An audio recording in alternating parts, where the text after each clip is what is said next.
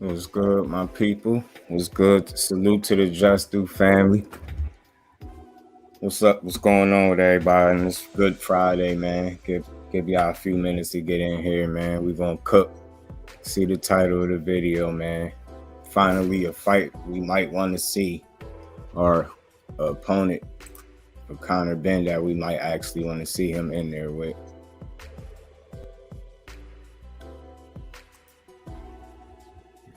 Give my people a few seconds to get up in here.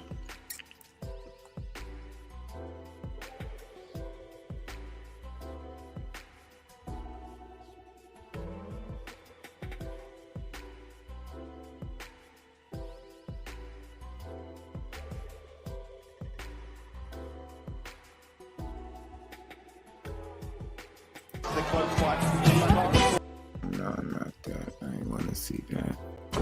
I don't know who. I don't know who raised it. Oh, and he goes down the left. Like that. Hell of a punch right there.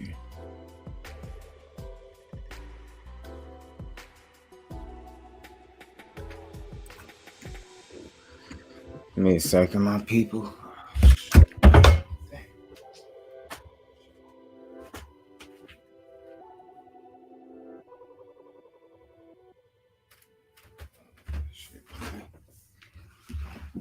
Let's talk about it. Let's talk about it, man. So y'all see the title of the video, man. Can we possibly get Keith Thurman versus Conor the Destroyer BENN?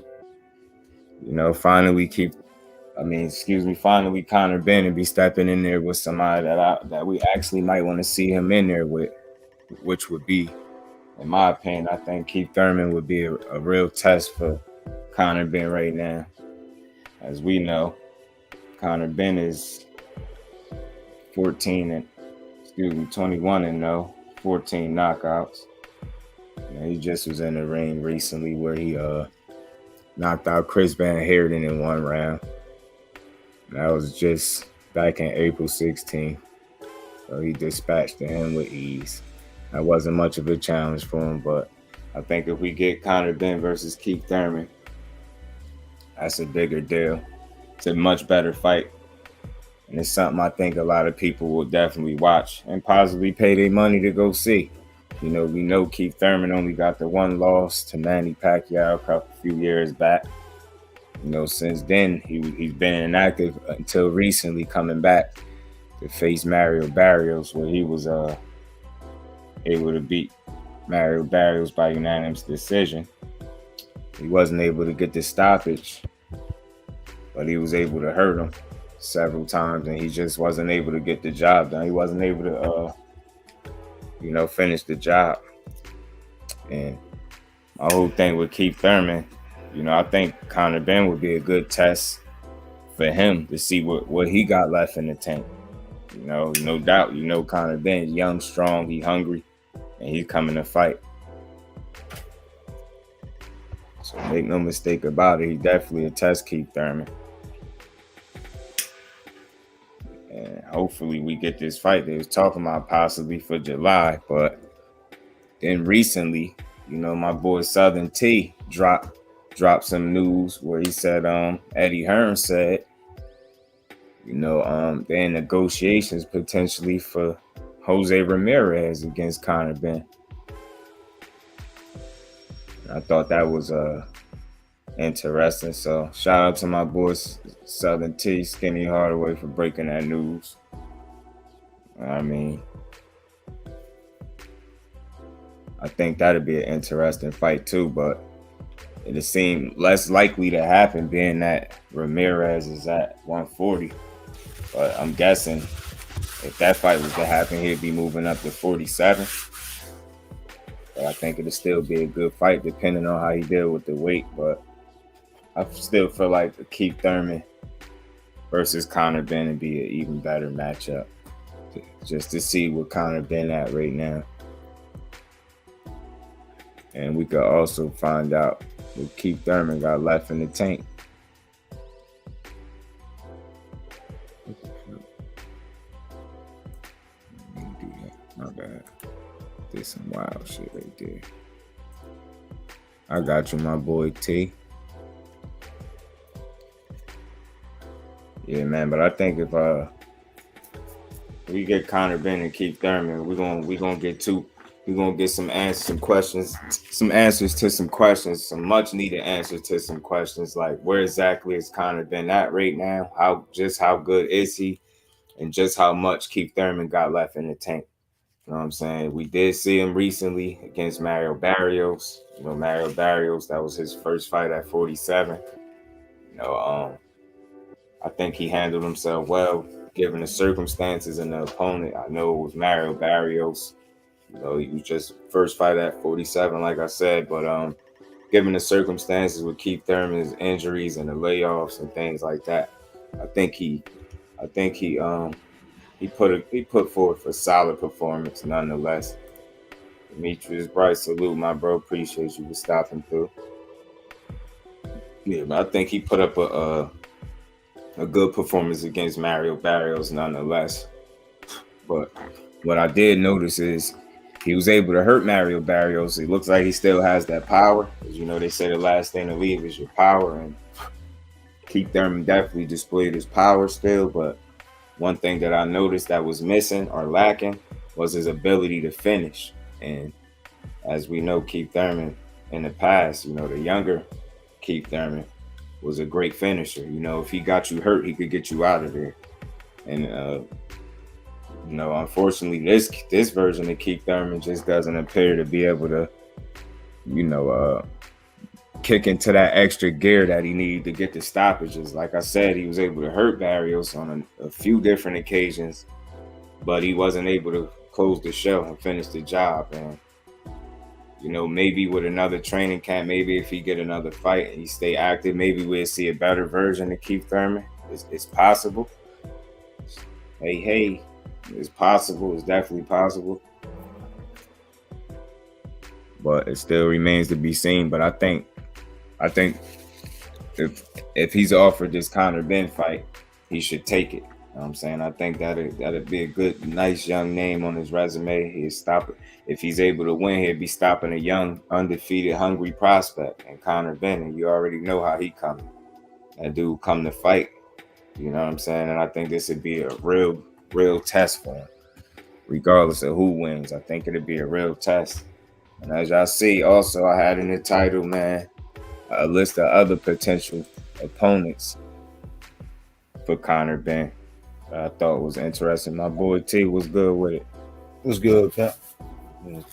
You know, just catching up, man, on this Keith Thurman business. As I was saying, you broke the news about that Jose Ramirez potentially being another fight for Conor Benn. Thought that was that'd be a good fight. But I still wouldn't mind seeing Keith get in there, because I think we'll get two questions answered. Where Conor Benn at right now, exactly how good he is, and you know how much Keith Thurman got left in that tank. Jose, salute, bro. Appreciate you.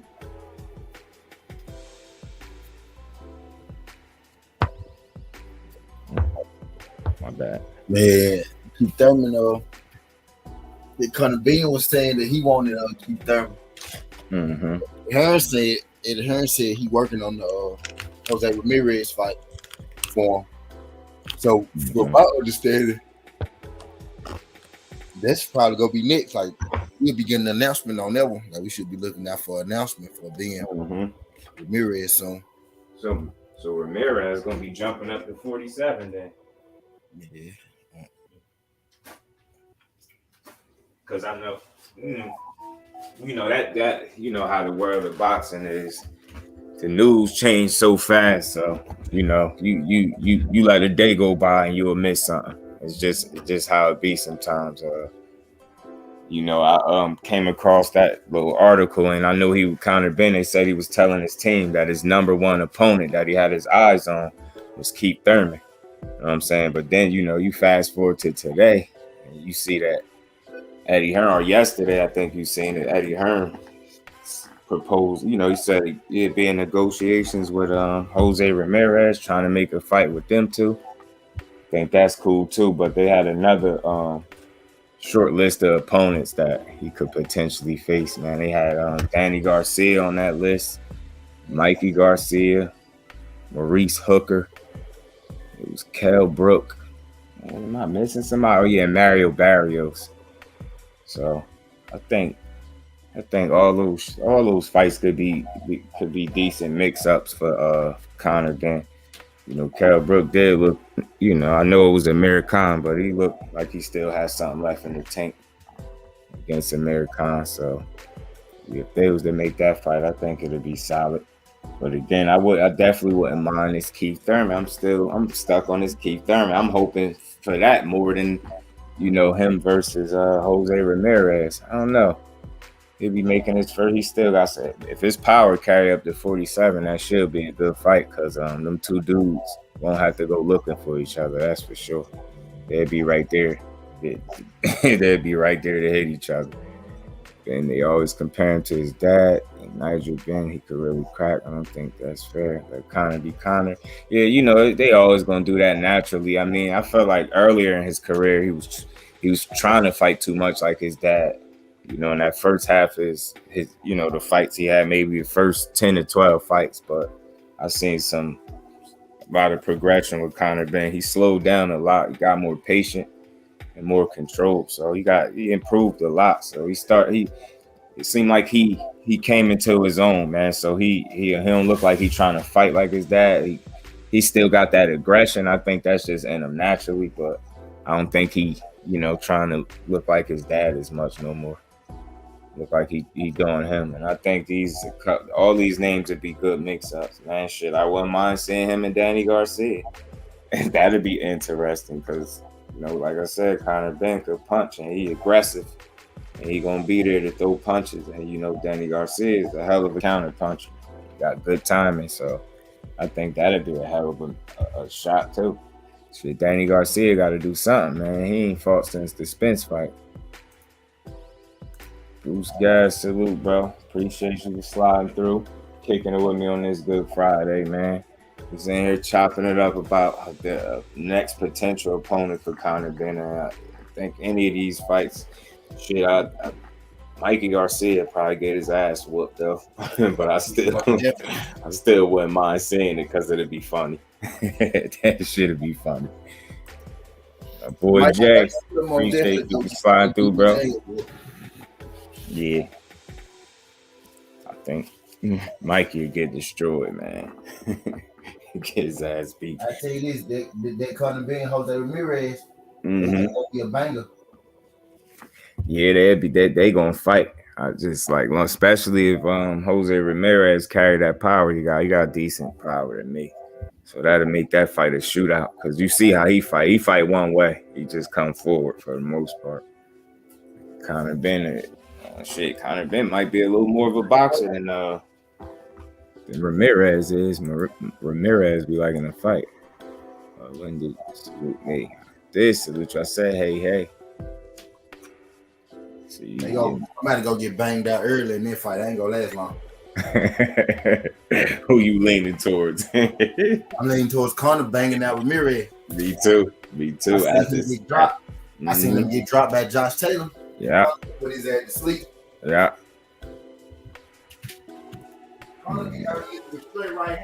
My boy Jay, you said what we think about Spence and Crawford? You cares or love Crawford?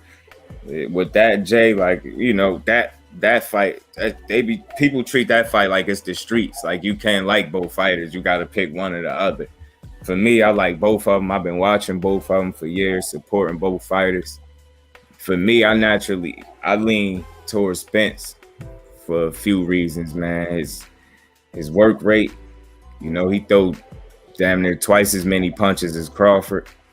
His inside game, Crawford don't like to fight in the inside too much. I think he got a better jab than Crawford.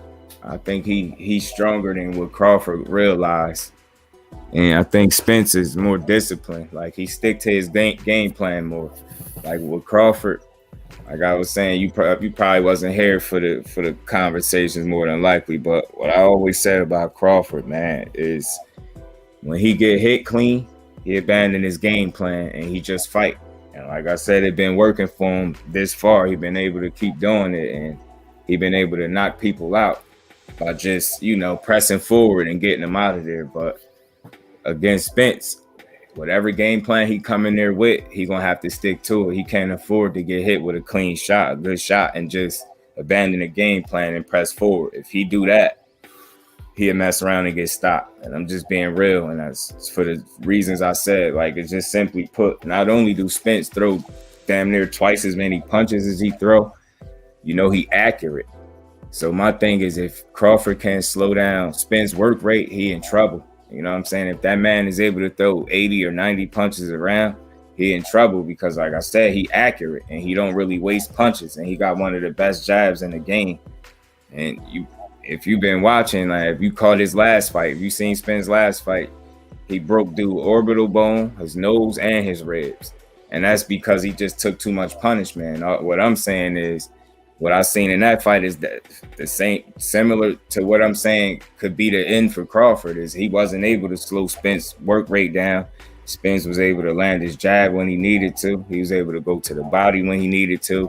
And ultimately, he just broke Ugas down, and he took too much punishment. He shut him down. He broke him down, broke his orbital bone, nose, and ribs. So it's like, I ain't saying he's gonna do that to Crawford, but what I'm saying is, one of the key factors in this fight right off the bat for me is going to be who going to establish the jab first. And I honestly just feel like Spence got a better jab, and he uses it. He's more disciplined, you know, and if he can slow Spence's work rate down, because if he can't, it's going to be trouble. You know what I'm saying? I could see Crawford having success on the outside and shit like that. But again, I think Spence could fight on the outside. I think if he mid-range, it might be advantage Spence. It definitely inside is advantage Spence. So it's like I always said, man, if I played that fight back 10 times in my head, man, out of those 10 times, I'll come up with more scenarios for Spence winning based off what I've been seeing. Because a lot of people are banking on him hitting Spence with a good punch and getting him out of there. And you just got to be more realistic than that. Like, at that level, it's going to take more than one or two good shots, I think, from either of them dudes to get one or the other out of there. And it ain't like it's no one-sided, you know what I mean, kind of deal. You know, Crawford definitely got his chance as well. It's just, like I said, I seen Spence be more disciplined, man. And I think that's getting overlooked. I don't think people, or maybe I could be, you know, overanalyzing it. But for what I seen, from 40 to 47, he used his legs more at 47. He even tended to stick to the game plan a little bit better at 47. You know what I'm saying? Which is why I think he might have got less knockouts. You know what I'm saying? And I think once he moved up in weight, you know, I think he compensated some of his movement for sitting down on his punches just naturally, because those dudes up there are bigger and you know, stronger. And so, you know what I mean? I guess he wanted to, you know, show these dudes he could compete. And I think maybe he felt like for him to be successful, maybe he don't need to be moving around as much. Maybe he just need to, you know what I mean, box. And like I say, he just sit down on his punches more. He uses legs left. He don't fight on the inside, you know what I mean? But it's some shit he do very well, you know what I mean, in there too. He a great counter puncher, you know what I mean? He got good speed, got solid power, you know what I mean? You can't just let him hit you with anything. He definitely could hurt you and get you out of there. You know what I mean? But I don't think his defense is better than Spence's. I think people think that, but I don't think so. I simply put, I think he get hit more. You know what I'm saying? So, and you've seen him hurt more times than you've seen Spence. You know what I mean? You could barely even point out a time where you actually seen Spence actually hurt. You've seen Crawford legs buckle. You've seen him pretty much get knocked down by Mean Machine. You know what I mean? He got somewhat of a chin. I ain't gonna say it's glass, of course not, but if Spence touch him the right way, he's gonna be in trouble. And if he able to break him down, go to his body, he's gonna be in trouble. Then he got the skills. He's young. He just got to get better. Time will tell everything. Yeah, I mean, he at the point though right now.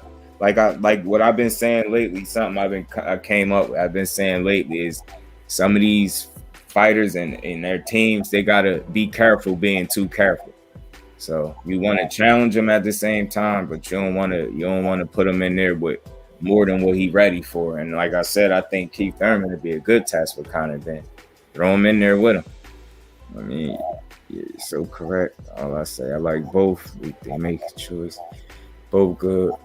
Yeah, I think we gonna get it, man. It's nothing else. There ain't nowhere else to go. And that, again, Crawford, a hell of a fighter. That's in that fight. I'm not rooting against him, like I always said. I just think Spence gonna beat him.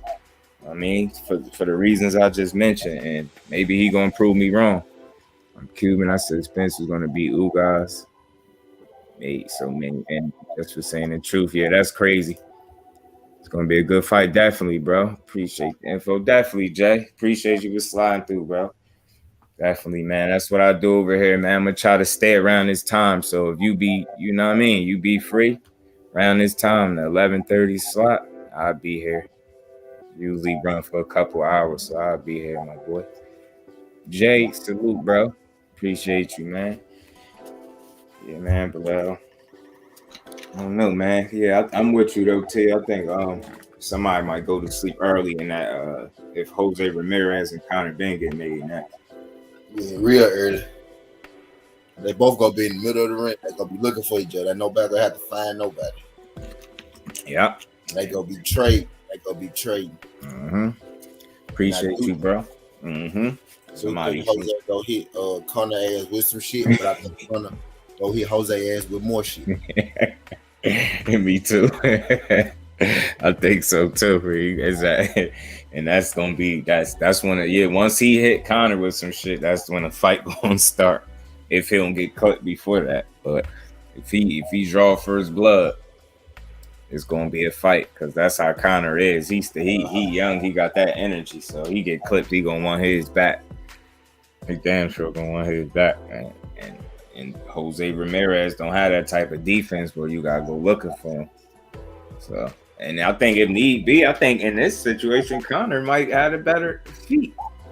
Yeah, he do. Word, right? He might have that might be an advantage to Conor Benn. Because I feet, just like who was just breaking that down? Oh, Kevin Newman, he was just on Conor local channel and they had an interview. He was talking about how important the feet are. So your feet ain't right, man. It's just a big disadvantage if somebody else can move and punch too. So man, he ain't gonna change that shit all in one night. So I wonder why they never worked on that, because he don't use his feet, in my opinion, and he there to take too many hits. So Conor gonna oblige his ass. You there to be hit, he gonna hit you. Like I said, man, I don't really care to see Barrios in there with him, because I already feel like I know what that's gonna be like. I think he needs somebody that's already been at 47 for a minute. That's why I thought the Keith Thurman one was the best one to go with. Because I don't know, Danny you see him, but you don't see him. Like, you see him doing everything but talking about boxing. I don't even know if he did any interviews lately talking about any possible return. Just ain't heard no news, so it's like you could cancel him out. Mo Hooker, shit, wasn't they posted? Oh no, that was Mo Hooker and Ortiz that was supposed to fight Virgil. But that ain't happened. I mean, I wouldn't mind seeing it. But then Mo Hooker been off for a while too, I think. Yeah, he been chilling. So it's like I don't really care to see that. So X him off the list. So you guys cross Barrios off. Fucking cross Hooker off. KELL Brook probably really truly ain't interested. Nah. Mikey Garcia just lost. I don't think he'll take that fight. I really don't. I'd love to see if he would, though. Like I said, it'd be entertaining to see what would trump what. Would it be his young power and aggression, boxing from Conor, or would Mikey catch his ass, shake his shit up a little bit? I'm saying, but I don't think he'd take that fight coming off a loss, just realistically. So, yeah, X him out of there. Who we left with? Fucking shit. Keith Thurman and fucking Jose Ramirez. Really? Salute, Ash. Appreciate the two best. What you said, T? I said, them the two best options. Shit, that you asking? I didn't know Ramirez was an option at all, though. That shit came out that good. But and I'm with it as long as hopefully he can carry his power to 47. Because I know he was talking about going to 47 anyway. Mm-hmm. So maybe he finna that chick right, that DAZN chick. Right? I ain't gonna let that DAZN chick do be right. Kell Brook knew the extra 10 million because he knew that they weren't finna give him this shit. Mm-hmm. Yeah. So his ass. So he kind of priced himself out, man. Shit on purpose. Purposely, little asshole. Yeah, asshole for that. You know? They saying him in the Kell Brook and Eubank talk fell through too. Mm-hmm. Yes, yeah. It seemed like he don't want the real Smooth Thurman, not the same fighter he was. You got Conor BENN. Nah, I'm with you, Ash. What I was saying, now that you in here and we on it, I was saying Keith Thurman, like, he looked solid in his last performance. You know, that was against Barrios. So, like, you make it that what you will. I ain't taking nothing from him. It was solid, but he was able to hurt Barrios, but he wasn't able to finish him. And that's just a big problem for me because, you know, as he go up in competition, you know, he fights somebody, you know, one of them solid or real welterweights, he gonna be in trouble. And he missing that extra gear or two that he had. He had an extra gear or two, and he just don't have it no more. And or it would look like it's missing. So whether or not he able to get that back remains to be seen. But that's gonna be it. You know, it's gonna be tough for him to get back where he once was physically because he only getting older.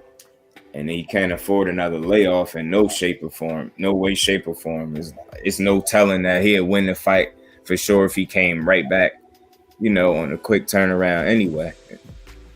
So it's like, yeah, Conor might park his ass, man.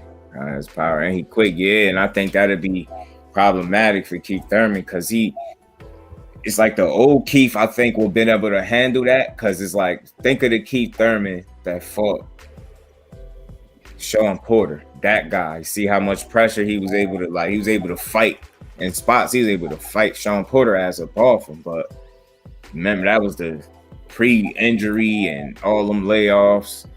You know, drop as he might get slapped. I ain't playing, yo. He can't keep getting hurt to the body and spitting his mouthpiece out. That shit look bad, man. And Conor gonna apply, and that's just gonna be the fight right there. Cause it's like, I know you got some power, so he can hit him with something, but when that fight wear on and Conor go to his body, cause I know he know better. So he gonna go to that body, man. And for me, I don't want to say Keith Thurman weak to the body because as many times now as we've seen him hurt to the body, they still ain't been able to get him down all the way. But I'm gonna just say he's susceptible to body shots, man, and a good body shot might sit his ass down, and he on borrowed time in terms of keep getting hit to the body and not getting hurt. Somebody gonna end up hurting him and hurting him for real. And luckily, like, he's been able to get hurt, spit his mouthpiece out, and kind of get away, run around the ring. But just imagine Conor. If Conor hurt him, you already know with that aggression and that pressure he apply, he gonna be on his ass. He gonna be on his ass. So I don't see Keith being able to survive if he hurt him. He in trouble. Yeah, Conor ain't go. Yeah, Conor at that point right now where somebody he gonna make an example out of somebody. It might be Jose, but he gonna make an example out of somebody because that people can see what he doing now. They're like, oh well, them dudes, them dudes trash, them dudes this, them dudes that. But it might be Jose once he put that one dude who y'all consider not to be trash on his ass. Then it's gonna be interesting to see who be calling Conor BENN name because people say Conor ain't calling no name. Conor ain't nobody calling his name either. Yeah, and if that report is accurate, they saying you're the number one dude on your list is Keith Thurman. So it's like, I wanna see you keep that energy. Go on ahead, man. You might as well. I think that's, you know what I mean, instead of risking the chance of Ramirez coming up there just to get, I don't know, smoke because he undersized. I don't know. I mean, maybe he won't be, because you know, even though he big though. They're about the same size. After Ramirez might be bigger than him. I was about to say that, yo, because even though they make 40, you damn sure ain't 40 on fight night. So now Conor BENN actually a small 47. He like 5'8". Yeah. He ain't the frame. He really got the frame of a 140 dude. Yeah. He don't hit like one. Yeah. Man, you're right. He 5'8". So, yeah. He just got, he mass. You know what I'm saying? But I think he at the point right now where he definitely just need to be in there with somebody that's gonna challenge him. That's the most important thing. I mean, and like I said, they got to be careful trying to be too careful, because that one rounder that he just had, that ain't about shit. You need to get him back in there. Get him back in. Ain't take no punishment. Ain't shit even happen. Let his body rest a little bit. You know what I'm saying? Get him back in there. Hey, bro, you said, I know one time your boy. That's why you said that. He like, hey, one time this guy. I tell you what, bro, if he could find that extra gear or two that he had, like, that's gonna be tough though, man. Because maybe the Sean Porter, that's gonna be tough. He can't get back there. But if he could kick into another gear, like, you know what I mean? He looked like he was in good shape, but he still looked like he got tired in there too. So I think at this point in his career, he need to be smart. He need to be smart at who he fight and how he fight. Because, you know what I'm saying? He can't fight off, that, he ain't young no more. Ain't no spring chicken, man. So he got to be smart. And he need to go to the body more, man. That's his problem. He be headhunt. Spence calls down to take a break. Yeah. Spence calls everybody to take a break nowadays, man. That's like the norm for him. Shit, Sean Porter too. Sean Porter he was on the layoff after Spence. Sean Porter was retired, really. Yeah, right. Yeah. He fought for Miller, though. He fought for Miller to get that win. Mm-hmm. And then he was done. Mm-hmm. Yeah. He was mentally checked out already, because in that performance, it wasn't even your typical Sean Porter performance. I was looking, that's all I kept saying when I was seeing. I was like, he winning, but I can see a scenario. I can see a scenario where Keith Thurman outboxed Ben. Mm-hmm. I can see a scenario where Ben flatlined his ass too, though, because he got knocked down by Manny Pacquiao. People forget that. Yeah. Hell yeah, man. He gets DP was good, bro. Podcast Porter, I forgot you. You gotta get the credit. You had to come up with that name, because I only heard it from you. I heard it from you first. Podcast Porter. That's really his name, yo. On TV, falling asleep with his big poop ass, keep hating on Spence and all these fighters. You gonna wait till he retire and become a goddamn hater, man. God damn. Knew it was always in you, Sean. God damn it. You don't stop that hating. But after this performance from Spence, his ass couldn't hate no more. Porter Potty Podcast. You stupid, yo. Yeah, I'm telling you. I like Keith Thurman, but he's been out of boxing too long. He's gonna get dropped by one of these young guns, but he ain't gonna sign.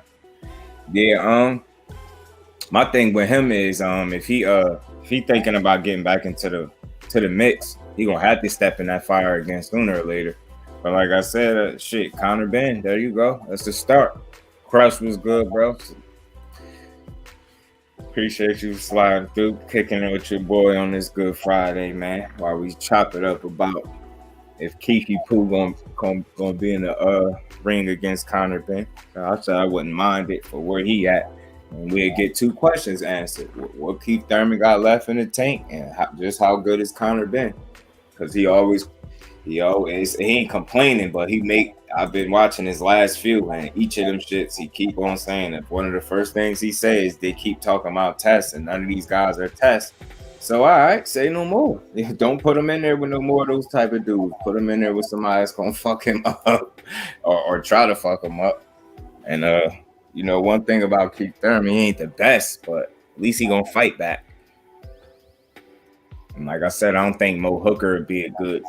I don't think Mo Hooker would be worth it, because he been out of boxing. He been out the ring for a minute. Crush was good. What's going on? What's up, T? Chill. He been out. Mo Hooker ass been out of boxing for a minute. Danny been out of the mix for a minute. Mikey Garcia just took a loss. I don't see him taking that type of risk right now. KELL BROOK, I don't know what he want to do. Don't really seem like he want it.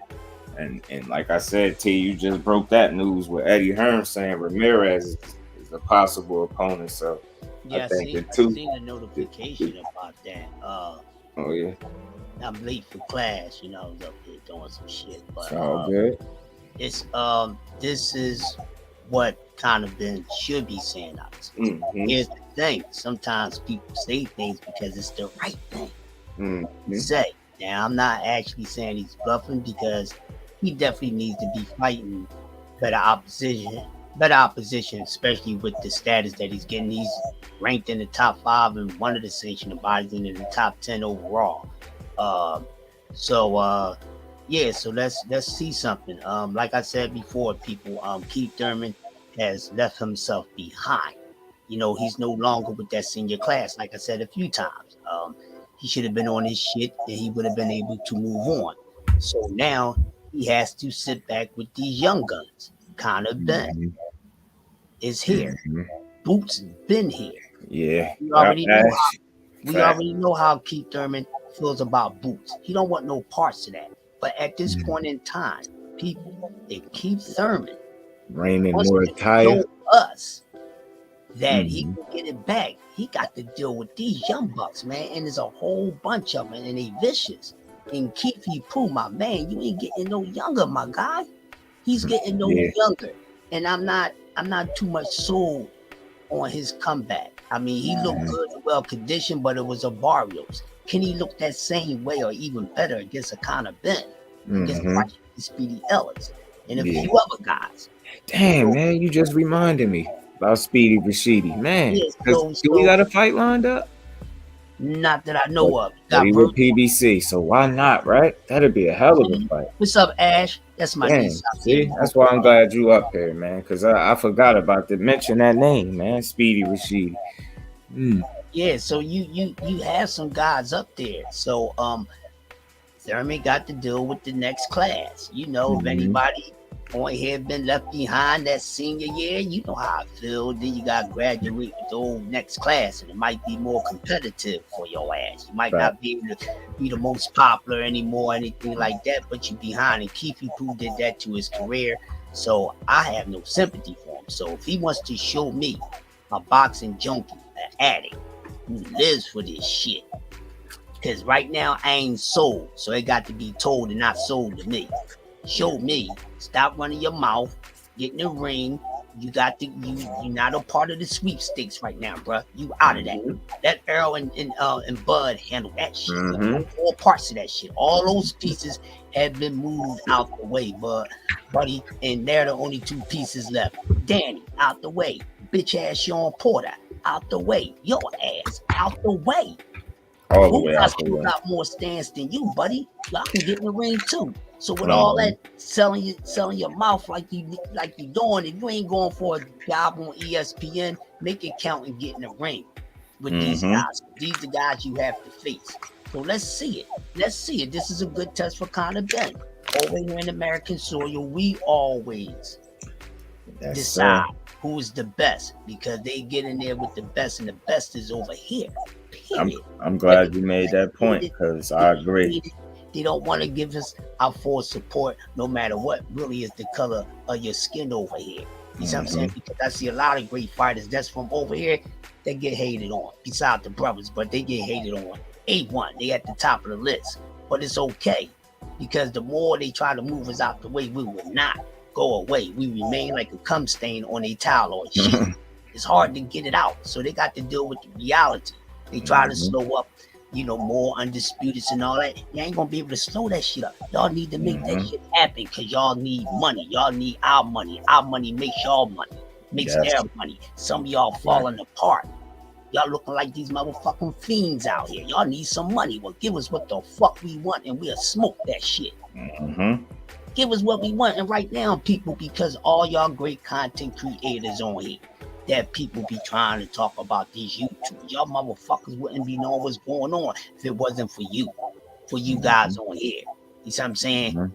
Y'all should be the ones that's in the mass media, but y'all gonna get there, because I'm gonna help y'all get there. Yeah, Raymond Morataya, Ash. Yeah, he nice. I've seen a few of his fights. Yeah, he beat the shit out of Hill this weekend. Yeah, he did. Yo, Ash. And I like dude too, because he cool. He seem like he got a, you know what I mean? Seem like a chill dude, Hill. Ain't that Regis, man? That's Regis boy, ain't it? Yo, he fucked him up, dog. So yeah, I like him too. So it's a lot of Raymond cats. Moore tire, yeah, he's nice. It's a lot of cats. So dudes I'm with you, Ash. Yeah, beef. it's gonna have to happen. Now here's the thing I was saying earlier on G5 channel for those that wasn't on there. Now we've been talking about, and I use Keyshawn Davis a perfect example, and then I show a difference. With Keyshawn, you know, calling out, you know, the big boys and all that. With those many fights, he's clout chasing, and he's not at the point where he actually needs to do that, because there are people that's in his class, they ain't got a problem fighting him. Just put him in the ring with him, pretty short, win, lose, or draw. So let him do that way instead of him clout chasing.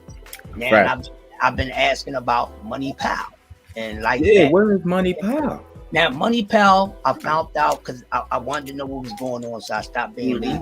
Let me go see what's going on with Money Pal. Sad thing is, he had a fight back in February. I knew nothing about it. Okay, but he beat a guy who record ain't shit. Now I was looking at his box rec. Now the guys he has beat, they not really nothing, but they was guys who had heart to get in the ring with him. And the problem with Money Pal is he's not calling no one out. Now he needs to grab some attention to actually get fights, because he's ring with these guys.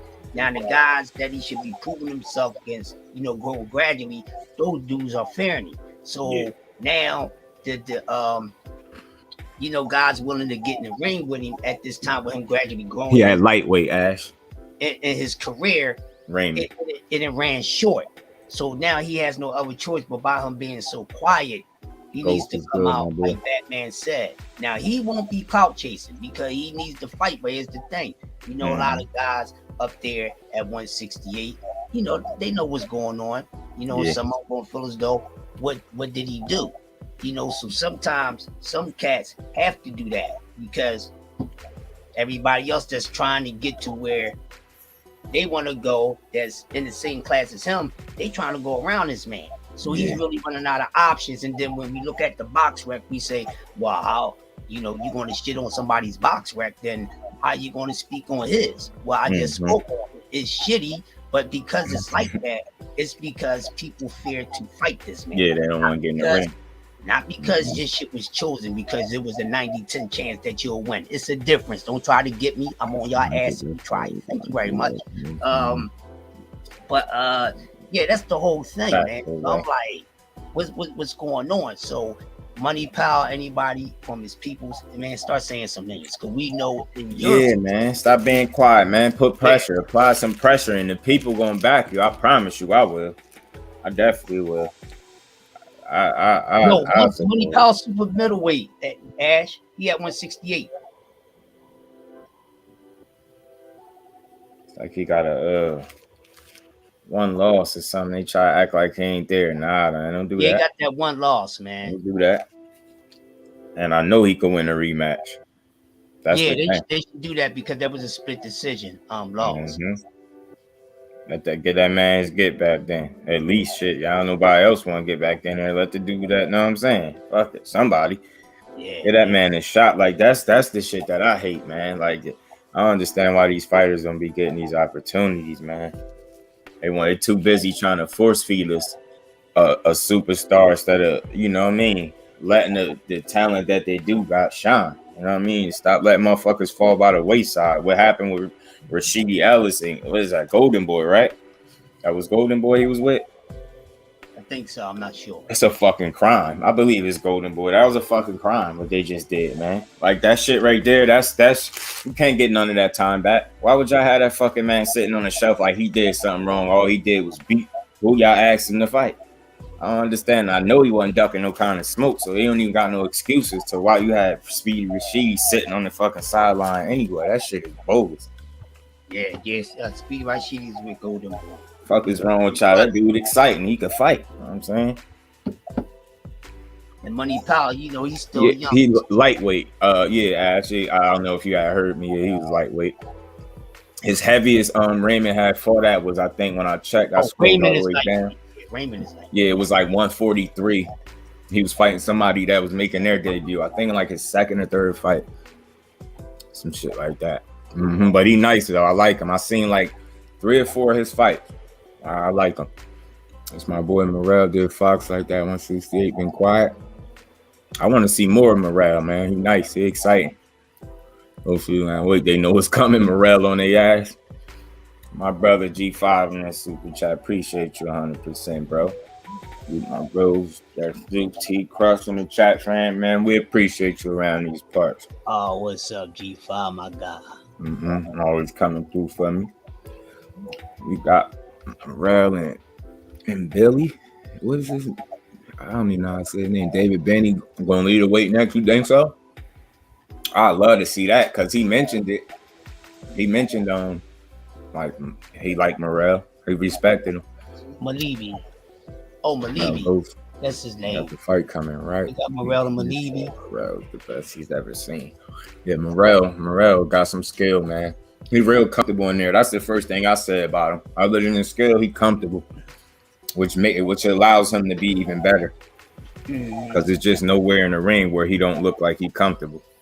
And he on his footwork, you know what I mean? He gonna be a headache. Simply put. Motherfuckers gonna have a lot to deal with him. Morrell fighting again from full undercard. Oh, all right, bet. That's perfect then. Mr. Ryder around 68 when he made that mandate. You talking about John Ryder? I'm a fan of Dave Morrell. Yeah, me too, Ash. And I like that interview that G5 salute again, bro. Appreciate you. 100% bet that up, Ghost. Yeah. I ain't know that. I want to see Morrell again though. He be punching on shit. Yeah. Those things, Boots is good. Wait till Morrell get more fights. Yeah, Boots, man. I'm gonna keep saying it. I think it's a number of things that's gonna make that why he gonna be great, why he headed for greatness. And for starters, coming from the family he came from, and then having a brothers fight, and then being able to learn so young. So his shit is just in him. And then the way he carried himself as a young man, like he moved like a champion already. So I don't know if I ever said it on here, but one of my sayings is a champion, you don't gotta have a belt to move like a champion. You know what I'm saying? Yeah, and that's just how he moves. Like he trained his ass off, he show up and fight. He don't bring unnecessary attention to himself, and he just want to beat the best possible people that you could put in front of him. You just can't. It's nothing not to like. You ain't got to be your favorite fighter, but if you dislike Boots, then I just think you weird.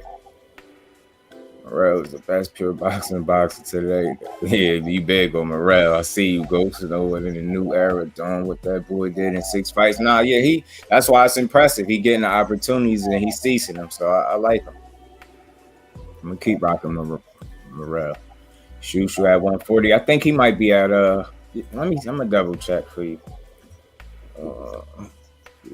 Lucy.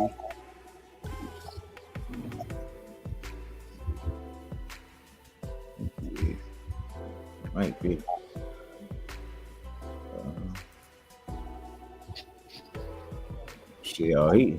Featherweight. Got him at. His last fight was at 129, so he looked like he fighting in that 130 range, 130, 126 range. They got him at featherweight. That's what he listed at anyway. Morrell be undisputed. I wouldn't doubt it. He had 30 out. Yeah, he had 30. I was just looking over there. They got him listed at feather. Was Keyshawn bro named Calvin Davis? I think that's what you're talking about. I liked him too, man. His last fight, man. He punched on something in his last fight. The dude Davis brothers is sharp. I like him. I rock with him for sure.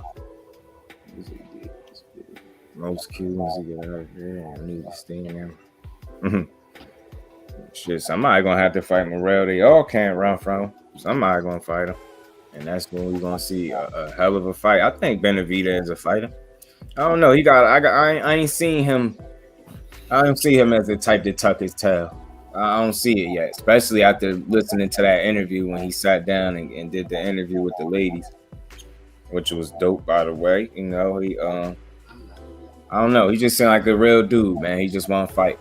Like he the one of the first ones. Even though I don't agree with Canelo saying everybody should fight each other, because like I said, he can't pick who he fight and pick who other people fight. That's just bogus for him to even think he could make that kind of call. But nonetheless, Benavidez was one of the only fighters, if any, that said, well, fuck it. If I gotta fight the rest of these dudes to get to him, I'll do it. You just can't be mad at it. Like, it's not no ducking. It ain't none of that. I'm pretty sure they gave him the opportunity, he'd take it. But like he said, if I gotta go through the rest of these dudes, I'll do it. And I just ain't seen no situation yet where I could call him a duck or think he gonna run from somebody. Because I don't know. I just think he'll fight whoever. Until I see something different. Sliding counters. Salute, bro. I think Frank Martin is definitely a special, talented fighter, future champion. Yeah.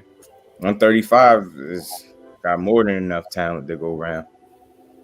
It's going to be interesting to see who's going to be there when it's all said and done, though, once they start mixing it up, because a lot of these dudes are getting to the point like where it's like you got to fight somebody, because what Devin Haney did, he applied that's applying the right kind of pressure, whether he know it or not. That's applying pressure on the other fighters as far in terms of standards. You know what I'm saying? I think he raised the bar a little bit. Matter of fact, a lot. Fucking a little bit. He raised the bar a lot with that. Did everything he said he was going to do, took a slave deal, whatever, and he going to do it in his backyard. I mean, after that, the rest of these dudes got to follow suit. They got to. Because it's almost like the new standard now, because you got to think he 27 fights in. He close to 30 fights. Tank close to 30 fights. These dudes got some fights in, man. So it's time. I don't know. It's no other fights to be made after Kambosos get his ass out the way and fall back to irrelevancy. And Rolly gets sparked out and made a highlight reel out of. Then I think we could see some shit shake, man. But hopefully it's the top dudes with the top dudes, man, because like I said, anything less is unnecessary, especially for the ones that I just mentioned. Like, they ain't the only ones, but they're all these dudes at 35. I hope start mixing it up for the ones that's staying there. Let me stay home. Nah, David Bennett, we won't fight him. You think so? Caleb was an option, right? I want to see that. I just don't know. Because I don't get that. I don't get that vibe from David Benavidez that head duck. I want to because for me, I know that word. They be people, not saying you, but people overuse it. It's like when fights don't happen, when people think they should, they just yell duck. When it's like, if we just discussing it, at least got to be brought up, and the motherfucker got to turn it down or something. To say you know what I mean? Just say duck. Kevin Davis fight June 4th. Okay, cool. Thanks, Ash. I'm gonna look out for that because I like him. I want to keep an eye on Kevin. Morrell stops Caleb playing 5 to 6 rounds. Stop. David gonna be there when I say yes. I just want to see it. That's all. D Free was good, bro. Appreciate you for sliding through. I want to see it I don't doubt it, but I hope not. He ran from K. I hope not, because shit, he ain't got no reason to be running. He ain't got no reason to be running. You might as well. And not just what I get from him. You get what I'm saying? You might be privy to some information that I'm not. So, but for me, it looked like that dude, look like he'll fight you. And I know it'll be a lot of talk, but like I said, at some point, the pressure is going to be on. Like, dudes are going to have to fight, and we really going to see who not trying to fight and who is. So, and we going to call them out on it accordingly. Like I said, man, we the consumer, so we ain't got to deal with bullshit fights. Just don't. If you could ask for these dudes to at least be men of their words, they all in here saying they gonna fight each other, or they trying to fight the best, and they got to do it. And there should be no excuses. So what I want to see too, though, is after Benavidez and Lemieux is over with, I want to see what Benavidez's next opponent is. I'm just curious to see who gonna get in there. They gotta give him a real, somebody real, because what else you gonna do?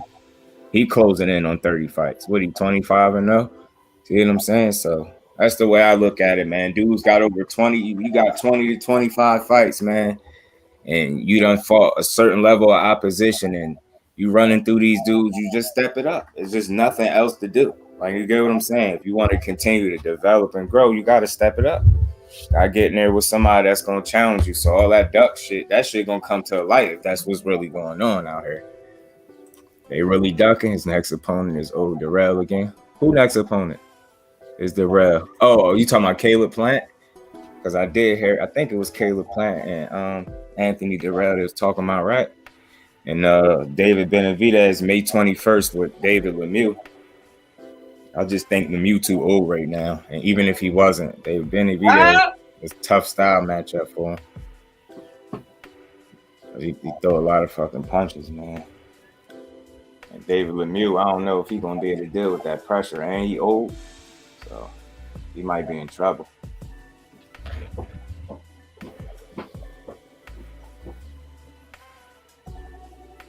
My bad, y'all.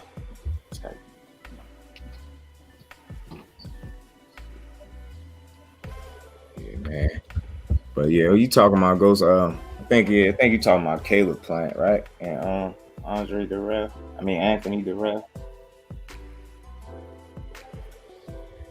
Cause I ain't really too interested in that fight, but I'll still watch it though. I'll still watch it.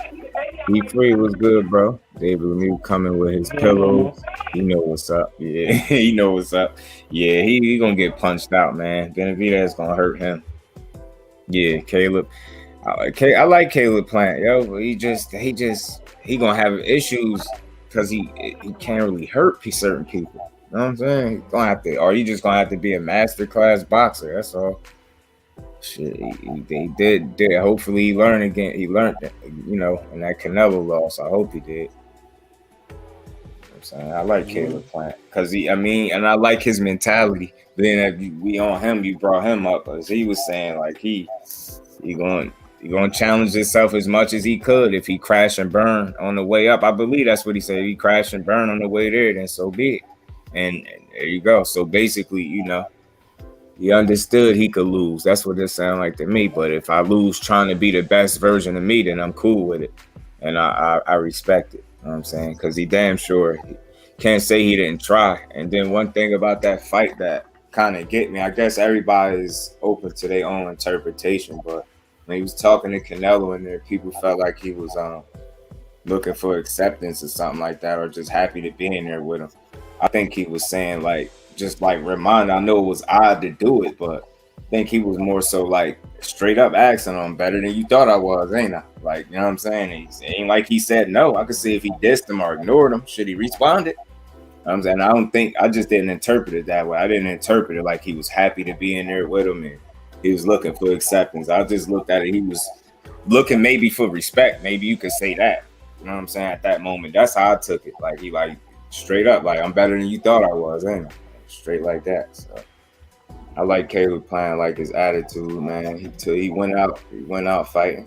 Fuck it. He almost made it out.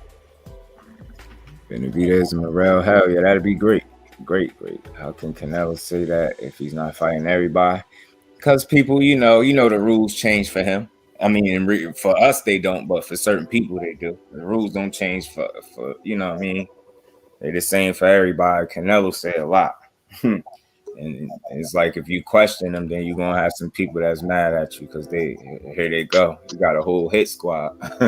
They love Canelo. But hey, but yeah, man, I like Caleb Plant, man. I'll watch him and I watch the fight. I don't really care for it too much, but I still watch it. So just do. Is that what we doing now?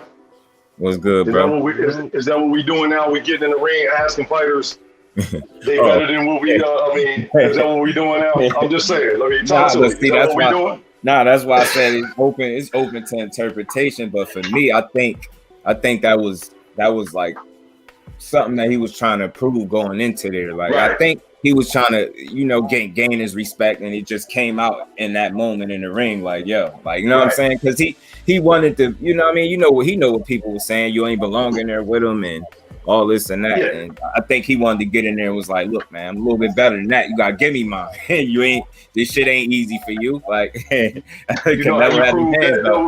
you get the victory, then talk shit.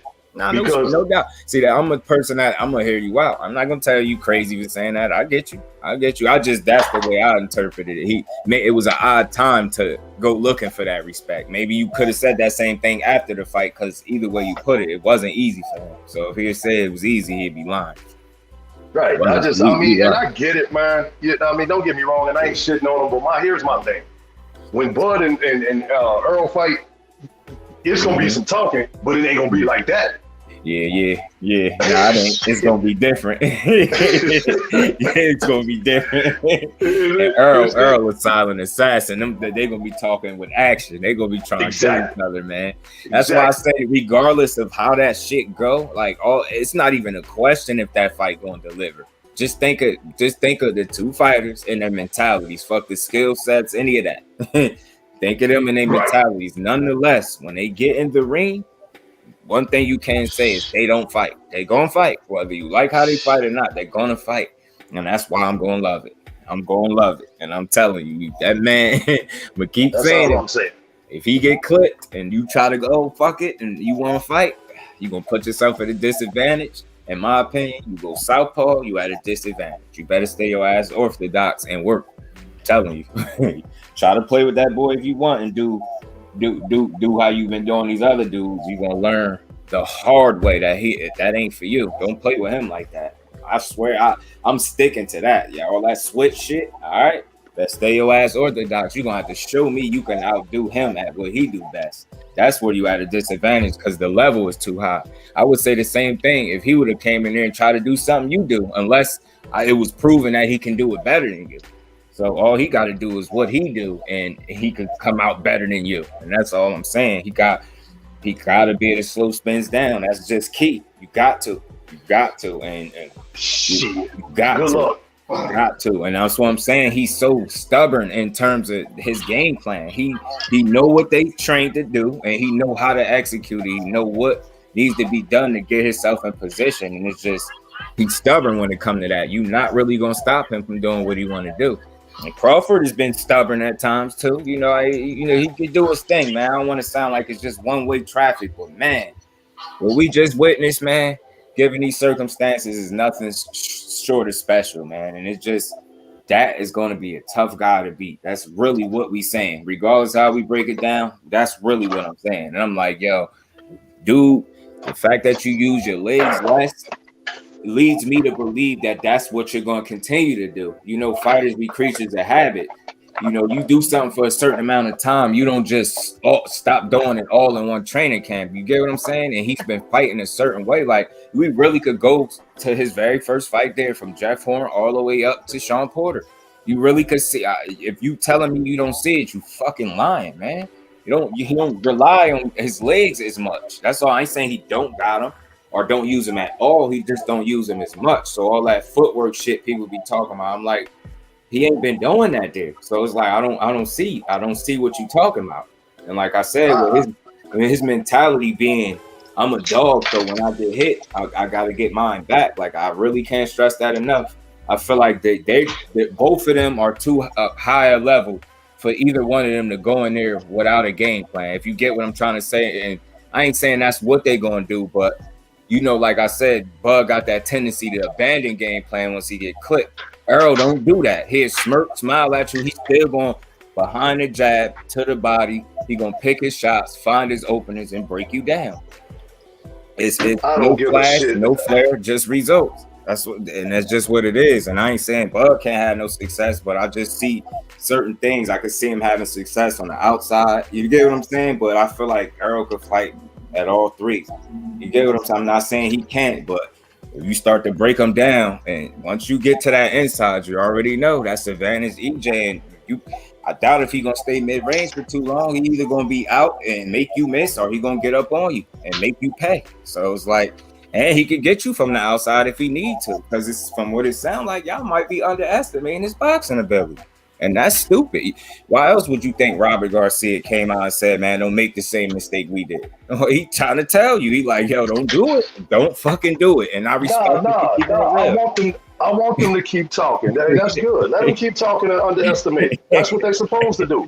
I'm like Ricky at this point. I'm like, fuck that. You know what I mean? Robert Garcia trying to send you a lifeline. He try to let you know some things, man. Look, we said that same dumb shit. Don't be Mr. I see something 2.0, bro. Don't be that nigga talking about you see something.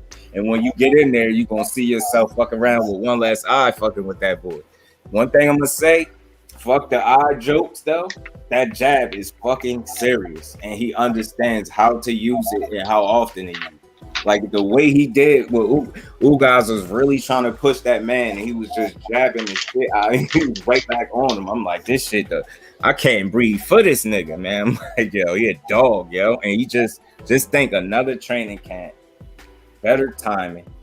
He gonna start probably a little faster because of the timing. Probably be on. You get what I'm saying? It's just like shit. It ain't everybody's beatable, but man, just show me. That's all, respectfully. Like I said, that's all I'm saying. I ain't rooting against you, but I'm just making a case more so for the other guy. That's all. 38-1 is a cool record, like they said, man. Ain't nothing wrong. Ain't nothing wrong with 38-1. Nah, just get in the fucking ring. Fuck all the talking. All that you know, because when it gets signed, which I already believe that it is, just get in the ring. I can't wait, bro. I can't wait. Ain't nowhere else to go. May the best man win. Yes, sir. And that's all we really be saying, though, because we we know how to talk it without being overly emotional. Passionate, yes. Emotional, nah. You know what I'm saying? And we just feel strongly. We base what our picks off of what we see, not what we think. You know, it's part of what you think, but it's based on what we're seeing, what we feel like we see. You know what I'm saying? In terms of what they do in the ring. Like I said, man, it takes two great fighters to make a great fight. That's why this will be as big as what it is. But I just think one of them is greater, and he's gonna show it. Hey, ain't nothing wrong with that. Yeah. Man. I don't care what Robert Garcia said. I don't care what Mikey Garcia said. Mm-hmm. All I care about is results. Yeah. No, but I tell you what, Bud better care about what he's saying in terms of don't do what we did. He trying to help you, nigga. Like he like at least give you a little head. Yeah, he like nigga, you bet not. Don't do it. Hey. I thought it was funny. He like, boy, don't get in there. Don't make that mistake. You get there thinking that man was regular. Got in there and was like, damn, it's different when somebody do everything good. Get what I'm trying to say? He don't have to be the greatest at everything, but when he can do everything at a high level, and I mean pretty much everything, that's when like you combine that together. That's a hell of a fighter. It's gonna leave a motherfucker like, you get what I'm saying? Because usually areas where somebody might lack, he ain't gonna be lacking there either. You get what I'm saying? So you gonna get in there and it's gonna feel like more than what you thought you were seeing. And I really believe that. You get in there, you be like, damn. Try to get away, you can't get away. This nigga punching me in my ribs, you know what I'm saying? He jabbing me in my fucking eye. He throwing hooks, uppercuts. This dude, he won't get off me. Like, god damn, man. By the time you in there, it's just like, I can't do that. Remember, Mikey had that moment too, where he just sat there and took like, I think he got like 30-something punches in that time. And Robert Garcia, he had to kind of beg Robert Garcia not to stop it. Come on, Mikey, you taking too much punishment. That shit was funny as hell. Come on, Mikey. He ain't want to stop it. Mikey was getting blasted in that corner. I think it was the 10th, was it the 10th, 9th, 10th round? One of them. Spence was they ain't never the same. They ain't never the same after it's done and shit. They go, to another, occupation and shit. Motherfuckers become Uber drivers, choreographers. You go see Mikey Garcia. They start venturing into fashion. They I think I want to do suits. He gonna be into that. What they call that weed dispensary? But you know what? You know what? Beating Spence is actually like a blessing in disguise because he actually forced you for you to go find out what else you good at. Like if this shit don't work out, he beat your ass so convincingly. He make niggas go home and be like, you know what? I know I'm good at something else. And they just go figure it out. Like, man, I know something else I could do to get my ass beat by somebody like that. I know it's something.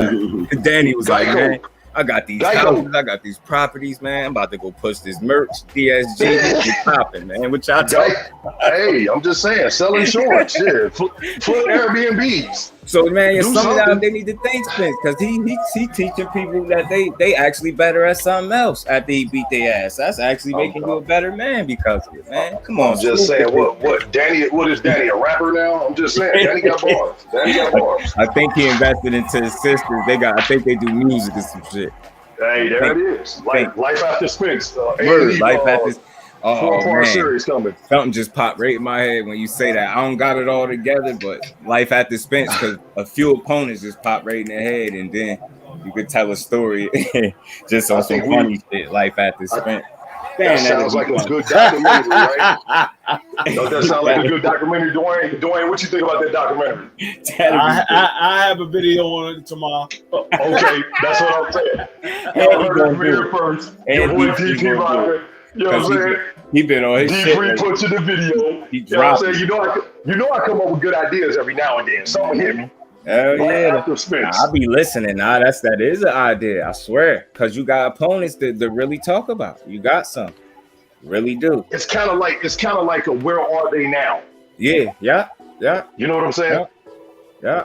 Because when you look at his opponents and you see like shit shit start going kind of like different for him, or it get quiet for him. You know what I'm saying? Hey, it ain't like they all get their asses beat, but it's just like quiet for them. I didn't see the fight. You know, y'all know I'm going by what y'all telling me. Which one? The Mikey's next fight, and when he got his ass whooped. Oh, the Sandor Martin shit. Yeah, make sure y'all put that in there too. Yeah. Oh yeah. Yeah. Hell yeah. He just what happened in that fight. Realistically, I always joke a lot, but you know, not that I sit here and stare at niggas' physiques, but like yo, I don't know about y'all. I hate to see a fighter that look like he don't do nothing but fight. Like Mikey Garcia looked like he never did a calisthenic. Like he don't work out. I don't give a fuck. I don't care. Don't lie to me. Yo, I could look at him and tell that nigga don't work out. He just punch and box and he might run. That dude don't do nothing else. Man, yo, I knew that was gonna catch up to him. You keep coming in the ring, body all straight and shit. Look like, man, like I'm looking at this dude like, yo, do you do sit-ups, anything? Like, what you on, bro? Like, you don't even look like you hitting that hard no more. Hey, Dwayne, that's a good idea. I'm just thinking about this. Dwayne, y'all should do a gym and don't do nothing but fight. Y'all should do a fighter rating on Mikey Garcia, man. Real shit. Yeah, we gotta send it to Ricky. Okay. Because I mean, and we bring up the fact that life after Spence, like before his career. Because I was high on Mikey when he first got in the game. I ain't gonna lie, I thought he was because he was nice. He was nice. It was nice. Mikey was a monster when before he fought Spence. Mikey was a monster. Yeah. He got some notable wins on his resume, right? He got a lot of notable wins. He got some, and that's the lighter weight. Punching on them dudes. Yeah, life after Spence, there it is. Yeah, shit slow up. You gotta think. Hell, Brooke, the niggas all be going on leg. His face broke up. He was forced to take a leg off. You gotta remember, didn't Mikey fight Adrian Bona? Yes, he did. Yeah. He beat the brakes off of him too. It made me so mad, yo. Yeah. Hey, yo, I don't know if my brother's still listening, but you want to talk about funny, bro? Like I be mad when AB lose. Like I'm gonna just be one to admit it. I rock with him. I hate to see him be getting punched on, but bro, if you needed a laugh in that moment, because the fight wasn't funny, but how mad my fucking brother was that AB was losing was another level of funny. I could not fucking believe it. And I smoked, so I'm looking at, yo, you want to talk about hot, yo? And my other brother, the oldest brother, he's sitting there, he crying laughing at this nigga because he just making jokes of this shit. My brother was so mad, yo. He got on Instagram. This dude don't even type. He the epitome of a ghost follower. Because he don't use social media like that. When I say he texts AB a fucking paragraph, and you know how when you follow somebody, it's like they comment stand out, yo. When I tell you, if he ain't delete that picture, I swear that comment probably still be up there, yo. Man, yo, my brother wrote the funniest shit page. I'm like, bro, he was mad as hell that he lost to Mikey, yo. He couldn't take that one. He was pissed off. He was mad as shit. The funniest shit I've ever seen with AB, man, is after the Madonna fight, there was a meme on Facebook. And it said, "Help, Floyd. I need." It was like 3 different Madonnas hitting them all at the same time. Oh, shit. And it said, "Help, Floyd. I need you." Yeah. Because right after that, Floyd followed. You know what I'm saying? Yeah. But man, I mean, it was like him doing the stanky leg and him, you know, just getting whooped. And I was sitting there like, damn, why they doing dude like that, man? Yeah. Why With they that, doing dude like that, man? I always felt like he kind of sabotaged his own career with that, because it wasn't nobody in the world. Yeah, Spence definitely took away Ugai's jab, because nobody in the world was asking for you, you know, fight him. And then you already jumped the weight classes and went and fought Paulie Malignaggi. That fight was close enough or competitive enough where you should have understood that this ain't necessarily the weight for you. And if you want to campaign here because you feel like you may got the physical, or you know, the athletic talent to be able to compete there, but you don't have the physical dimension, like to really be in there with some of them dudes. So it would have served him best to like properly allow himself to acclimate to that weight and be disciplined doing so. And it's like you don't go from Paulie Malignaggi, a nigga that got probably I think over 30 wins and 6 knockouts. He the only person that I watched that many fights of, and I never seen him knock nobody out. Him and Timothy Bradley is running neck and neck. Them dudes over 30 wins, they don't knock nobody out. Paulie's career is manufactured, man. Yeah. So it's like, let's just keep it real. You don't go from him to Marcos Maidana. Like, bro, boy, you went from a feather to a fucking anvil. Literally, you did. You went from fucking a pebble to a fucking boulder. Like, you playing. And then when he called him Maidana Matisse, that's when he pissed me off as a fan. I was mad right there because that was the first time I felt like he was going to lose even before the fight started, because he was underestimating him. And I looked at Maidana energy. I'm a realist. He wasn't worried about him at all. He want none of that shit talking, pushed him, everything. I'm like, nah, this dude coming different, yo. I'm like, AB got to tighten up, yo, because he playing. Not just how I am. I'm like, yo, Steve gonna get in there and play with this dude. You know what's always been the funniest shit in boxing to me is when these dudes come down to the ring with rappers and then turn around and get their ass beat in front of rappers. Yeah, my cousin, he ain't up here right now, but he be in here sometimes. He shed a tear. He'll tell you, he shed a tear when AB lost to Maidana. That's how he felt that. He said, fuck it, I ain't come to the ring, do your job, and go on. When I saw it, when Jermaine Taylor got his ass whooped, he brought my boy Dirkio out and got his ass beat. Fuck all that. Fuck. Then what pissed me off, though, or made me feel shitty, all right, cool, you lost. It's not cool, but all right, you lost. But the walk out the arena, the walk through the, you know what I'm saying? When the dude's holding you, your jaw swollen, you look like they babying you. That looked bad, man. His jaw was all, you know what I mean? That shit looked crazy, man. But you know what? Not trying to be funny and not trying to like be on no conspiracy theory shit, just going off of what these motherfuckers said. You see Floyd ain't let them use them gloves. You never seen his face look like that, bro. That looked a little bit extra. You get what I'm saying? Maidana will fuck you up, but why was AB jaw like? You know, it looked like his shit was broke, yeah. Okay, all right. So you run it back then? And but they said they didn't want to do that. And then what they said, you know, Maidana spoke on it. He spoke about AB power. He said, you know, AB. You know, this is after fighting Floyd. He said AB is like one of the hardest punches he fought, or he definitely said he hit harder than Floyd. I know that. He said that. And then Robert Garcia spoke and was saying no to the rematch because he was like, they basically, from what he said, they understood that they caught him at a good time in terms of preparation and strategy. They knew Broner don't throw a lot of punches. You could just go to the tape and watch. Now, what Broner went wrong, what really killed him too, other than him being physically limited in terms of his size being at welterweight, is how he fought when he moved up in weight. And that's one thing I give Crawford some credit for. I think he kind of adjusted his mentality as he went up in weight and tried to be more mean. Whereas AB, you know, he's a smaller dude at them smaller weights. Look how he fought. He used to pick his shots. He had no problem. He could pick his shots. He didn't have to have a high punch output because these dudes just couldn't fuck with him. So he could go in there throwing them single shots, and you get what I'm saying? Breaking those dudes down and getting those dudes out of there because they wasn't so much bigger than you. They were closer to your size, your weight, you know what I'm saying? Your physical stature or wherever it may be. But when you moving up with these heavier dudes, you had to at least change the way you fought, I think. And that single shot approach shit only worked for who? Niggas like Floyd that got that type of defense. And I think he just needed to tweak some shit like that. whole walking forward, picking single shots. Not that shit ain't gonna work against somebody like Maidana. So from a stylistic standpoint, they knew they caught him slipping, and they was like, they don't think a rematch would go the same way, like in terms of them winning like they did. I don't want to. Pride, you got to get that get back. Even Yeah. AB always wanted it. He always said he wanted it, but they, like I said, I told you, they was like, nah, they good. And then they was cool with the one win, like, yo, nah, we caught him at a good time, and we know we did.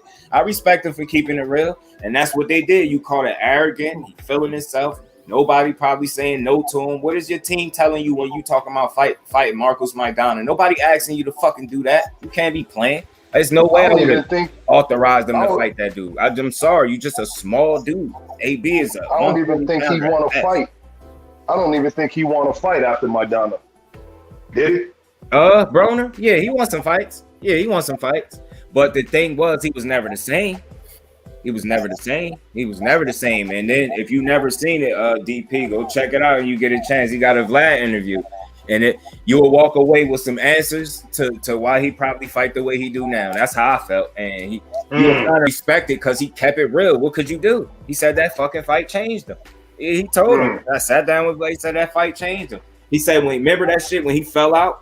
When he did all that falling out shit on the ground and shit, acting like he was hurt. He said he wasn't really hurt that bad. He said he had to do that. He said if he didn't do that to get more time, he said Maidana would have stopped me. He said Maidana would probably stop me, man. He said, hell no, I had to do that. Remember, like I think he did something dirty. Did he like headbutt AB? He did some rough shit, and AB like touched his face and like fell all out and all that shit. That's what he said he was acting. He kept it real. He said, man, if I ain't do that and buy myself some more time, he probably would have knocked me out. Yeah, I'm telling you. But that fight changed him, like mentally. So and then just when you factor in what we do know they said those are the same gloves they use against AB, and Floyd was not going for that. And I think even to go further, I think he ended up having to pay to keep that fight going.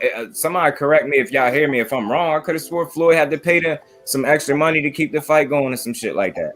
Because they was like they was hell bent on using them fucked up gloves, and it's for a reason. And then when you factor in the fact you never seen AB face look like that again, that shit is crazy. That damage, it just be looking unnatural, like how Wilder was looking and bleeding from your ear. You get what I'm saying? You look crazy. You just went 12 rounds with this nigga, and now you go 7, and you look at all this damage. Like it just certain shit just don't be adding up.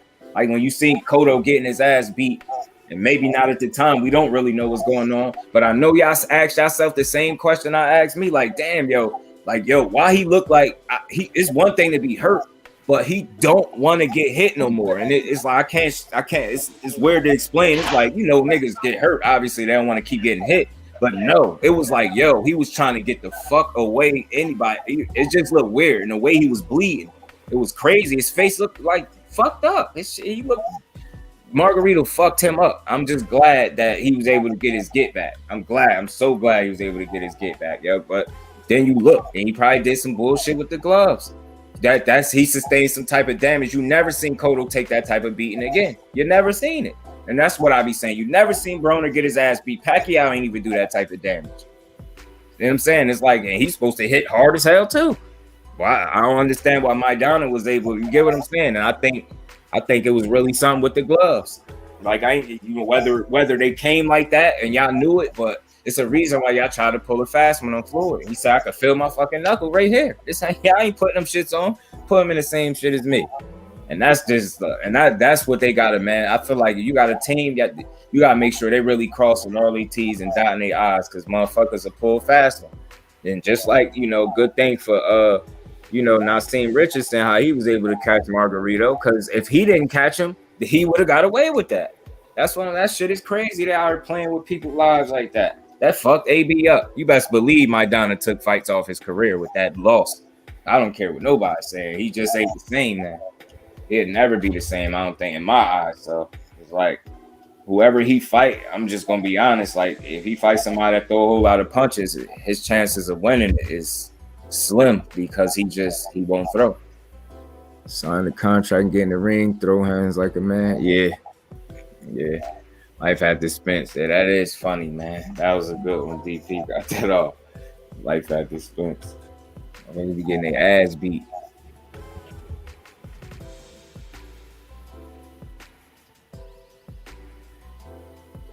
Yeah, man. But all right. But man, to kind of wrap things up, me personally, I want to see. I wouldn't mind kind of being Keith Thurman. Like I said, my boy T broke the news about Jose Ramirez and Conor Ben possibly. And either of them fights, I'll watch it. Like we was saying earlier, I think if Conor Ben and Ramirez get in there, somebody going out early, and I'm leaning towards Conor Ben winning that one. But I think I lean towards him beat Keith Thurman too, but I think it'll still be a good test for him. I think he'll finally get the test maybe he was looking for. Hopefully, I'm hopeful that he'll get the test that he's looking for. So I don't want to see him in there with no more, people that's just that he's able to just blow through. That's not helping him develop as a fighter. They got to be careful, being too careful with him. Got to challenge him accordingly so he can continue to develop. Or you're going to end up stunting his growth, putting him in there with somebody, and it's going to be bad for him. Or they could do it the right way and challenge him accordingly and get the best possible version of Conor Ben that you could get.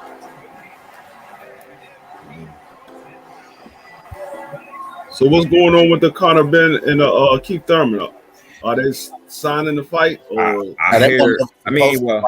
Conor Ben just said that's who he want to fight. Mm-hmm. That was his number one opponent on his Jose list. Jose Ramirez and Conor Ben probably go fight though. Mm-hmm. That's what it hurts. And that came and T broke that after this, so I added that in the mix too. Yeah, so I know I be following my story. I be following up on my shit. So that shit. And I thought it's cool because it got it. I'm feeling like, they had a short list of these other dudes: MARICE, Hooker, Danny Garcia, MIKEY, KELL, BROOK, Mario, BARRIOS. I feel like those dudes are farther away from potentially making a fight happen than Ramirez or Keith Thurman. I feel like one of them two should get the fight out of the rest of the dudes that was mentioned. So if one of them two get it, then I'm cool. I mean, I think the most important thing for me, just as for somebody that's watching Conor Ben, I just want to see him finally get tested. I ain't saying I want to see him lose, but like I said, I've been watching him, and I know that one of the first things he makes sure he say it. He don't miss it. They keep saying these guys supposed to be tested, but they're not testing me. And you see what I'm doing to him. Like, he almost getting cocky. So it's like before y'all keep throwing him in there with people like that, and you start to build false confidence, put him in there with somebody that's gonna challenge him so he could understand. Just keep working. And I ain't saying just because he said that he don't understand to keep working, but you don't want to let him get too comfortable with easy ass fights. And then when he get in a tough ass fight, it's gonna be like, you know what I'm saying? He ain't gonna respond well. Yep. Fuck out of here. You gonna be like Bud.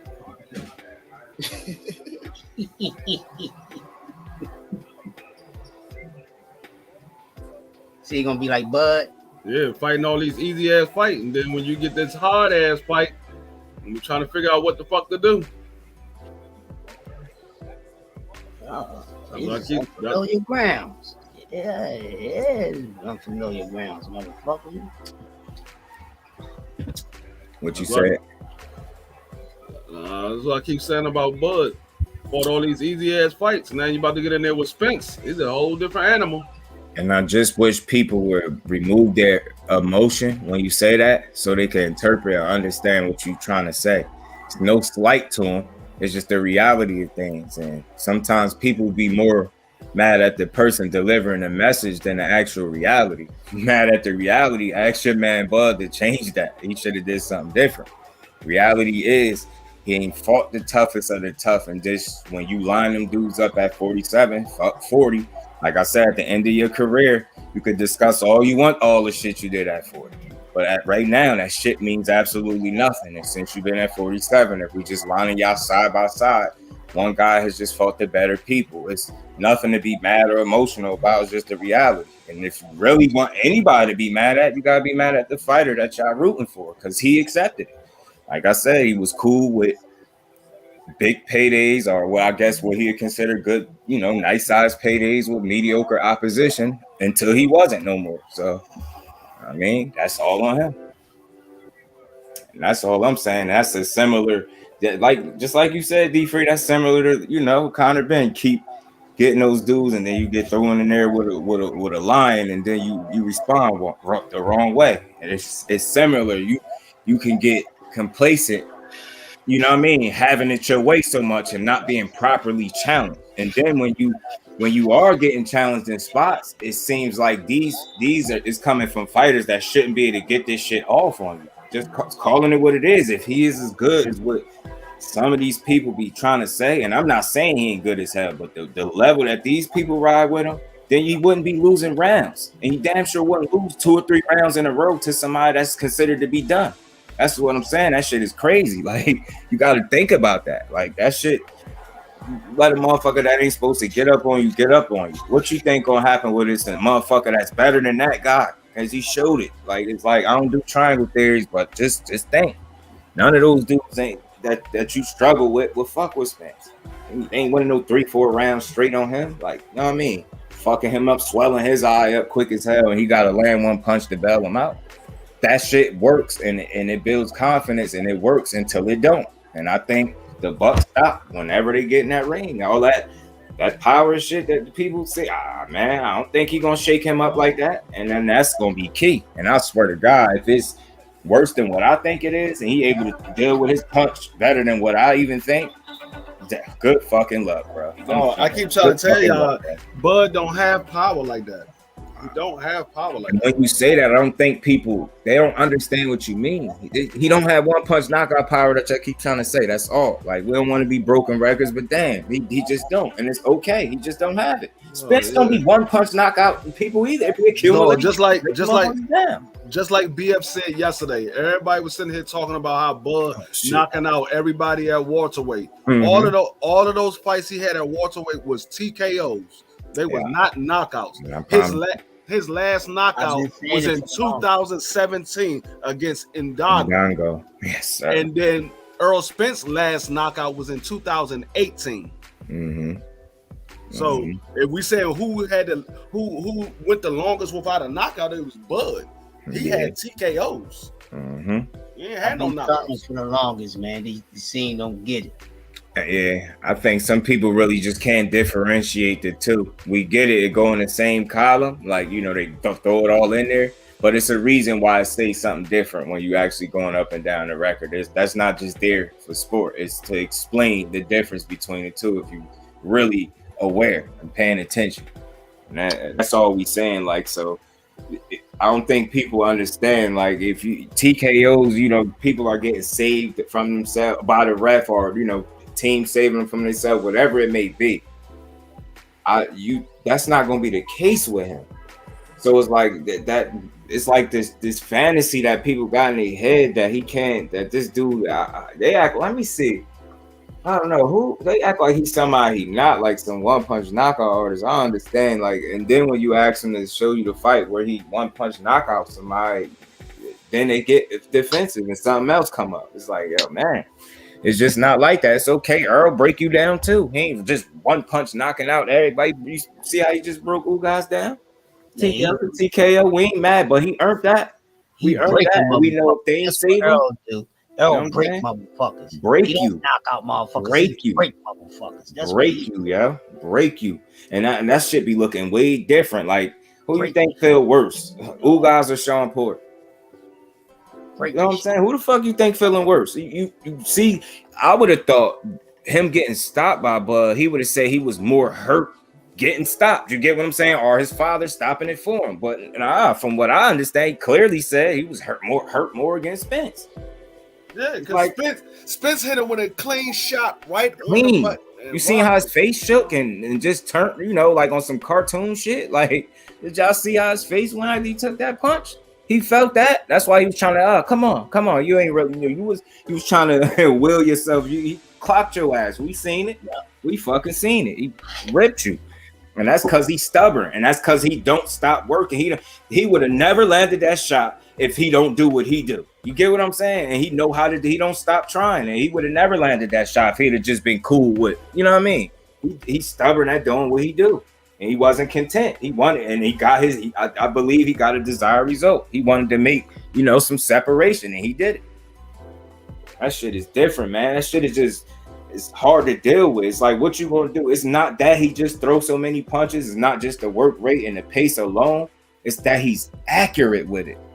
That's all I'm saying. Just look at the numbers through the totality of his career. It's safe to say that he gonna be close to on par to that if you're not able to slow it down. And that's all I'm saying. That's the big part of the fight for me.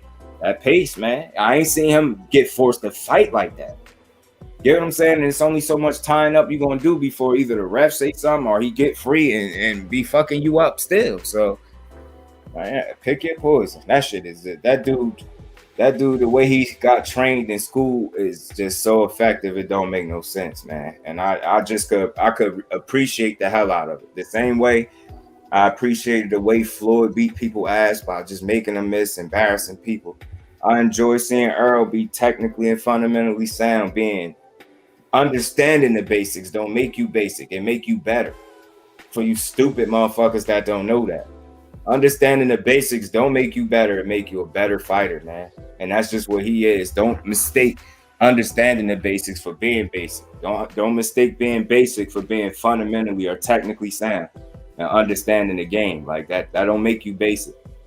Like, let somebody tell you that if they want to, then get in there and get their ass beat by the motherfucker they just called basic. Miss me with that, man.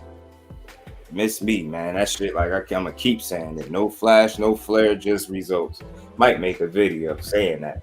Highlight some of his wins and shit. And this highlight how it's not flashy, no flare, but you look at the end result. You know what I'm saying? A W in the column, whether it's by knockout, TKO, or unanimous decision.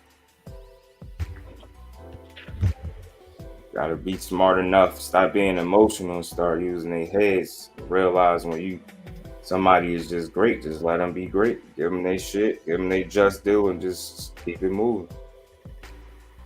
It's a lot easier to do it that way. Hope he do retire, man, because like I don't want to be played with. If you out, just be out. Look, it's funny. I'm sitting here talking about something basic.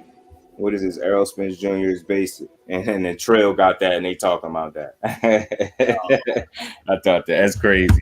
That was Timothy Bradley. You calling somebody basic, but you got beat up by Provodnikov, though, bro.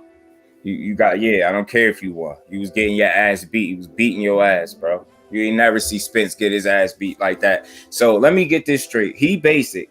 Never lost. He didn't get his ass beat like that. He didn't get punched into a backflip like you did and all this other shit. He didn't get his ass beat and had to urinate blood with his vision and balance and shit off for weeks or months or whatever the case may be because he wanted to be excited. But he basic. So what the fuck are you for getting your ass beat the way you was getting your ass beat by Provodnikov, a nigga that's a fucking journeyman. At the end of the day, a tough ass journeyman. Siberian Rocky, a tough ass journeyman. That's what the fuck he was. A tough ass journeyman. Fuck that.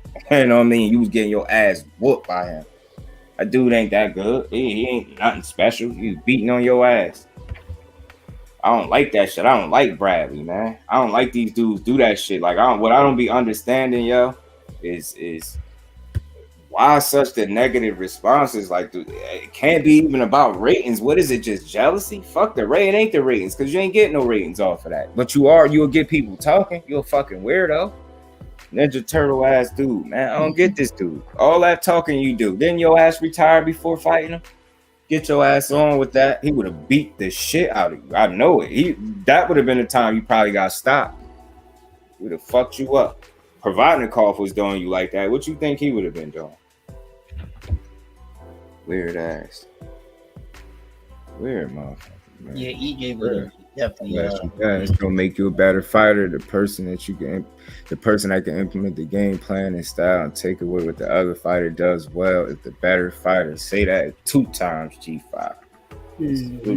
Bro, that's exactly 100% accurate. And said no better. I'm gonna keep saying it. No flash, no flare, just results, man. And I'm pretty sure you love it that way. Because it worked. That shit is effective. That flash and that flare get you right on your ass bag. Mm-hmm. Ask Mr. What's his name? Flare to Flare. Mm-hmm. Ask him. He can tell you. Ask Ice Cream trigger for Fury. And all that flashy shit'll get you put right on your ass bag.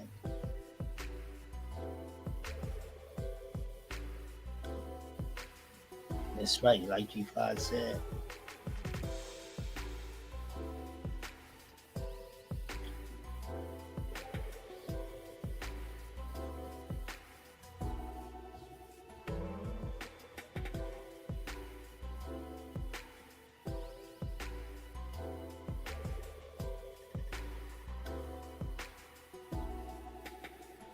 Snow cone here, Cobra.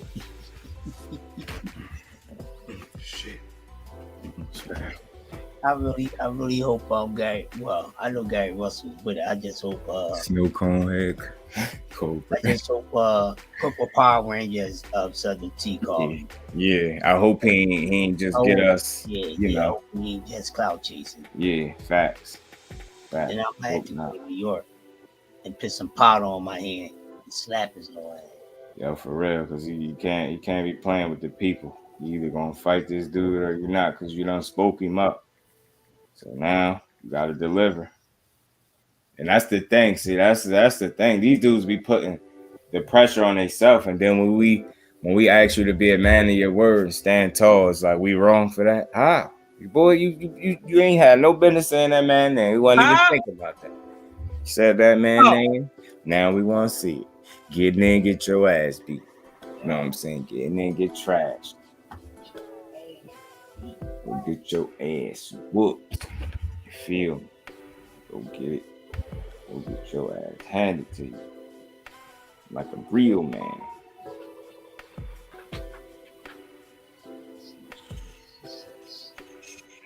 Get your ass handed to you. Purple power. Purple Power Ranger. Yeah. Yeah, that's fine.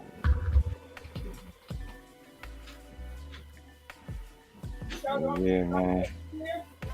Shit, that'll be God. I ain't gonna go super long today, but that is just about my final thoughts for it, man. Keith Thurman, Ramirez. Hope one of those dudes get a shot at Conor BENN, because I think they'd both be good tests. Even though Ramirez got to come up for 40, but hopefully he bring that power with him. Fact, only Wilder destroys you with one punch, leave you shaking. Yeah, facts. And it's like, it's okay not to have one punch knockout power.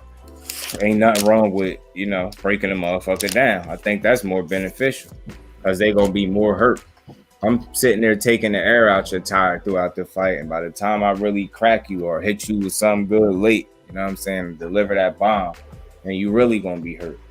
Mm-hmm. For example, just imagine if Wilder was able to, sustain a consistent body attack on Fury, and then lower that right hand on him like that. He's more than likely probably don't have that same energy to get up, or it's going to be that much harder. You know what I'm saying? And then to get knocked down twice. So say you've been getting your body beat up for a little bit and then you get knocked down. You know what I'm saying? It's just a different effect.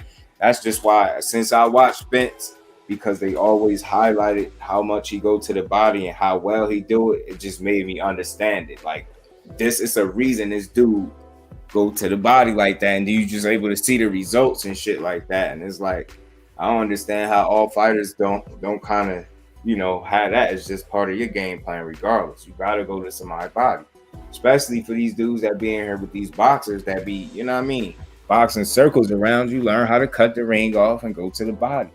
Take some air out of motherfucker's cell and then line him up. These motherfuckers nowadays, all they want to do is headhunt. And that shit is like, how y'all don't know that? Y'all the fighters. I'm at home. I know I ain't under the fire either, but damn, this is what y'all do. You should have the wherewithal to understand to go to the body, regardless of who you in there with. Go to that fucking body. Mm-hmm. That's what it is, man. But yeah, man. Hopefully one of them dudes will get the fight, and hopefully Chris Colbert was serious about fighting Gary Russell. So, because I know he'd take all smoke, and I know he won't duck that guy.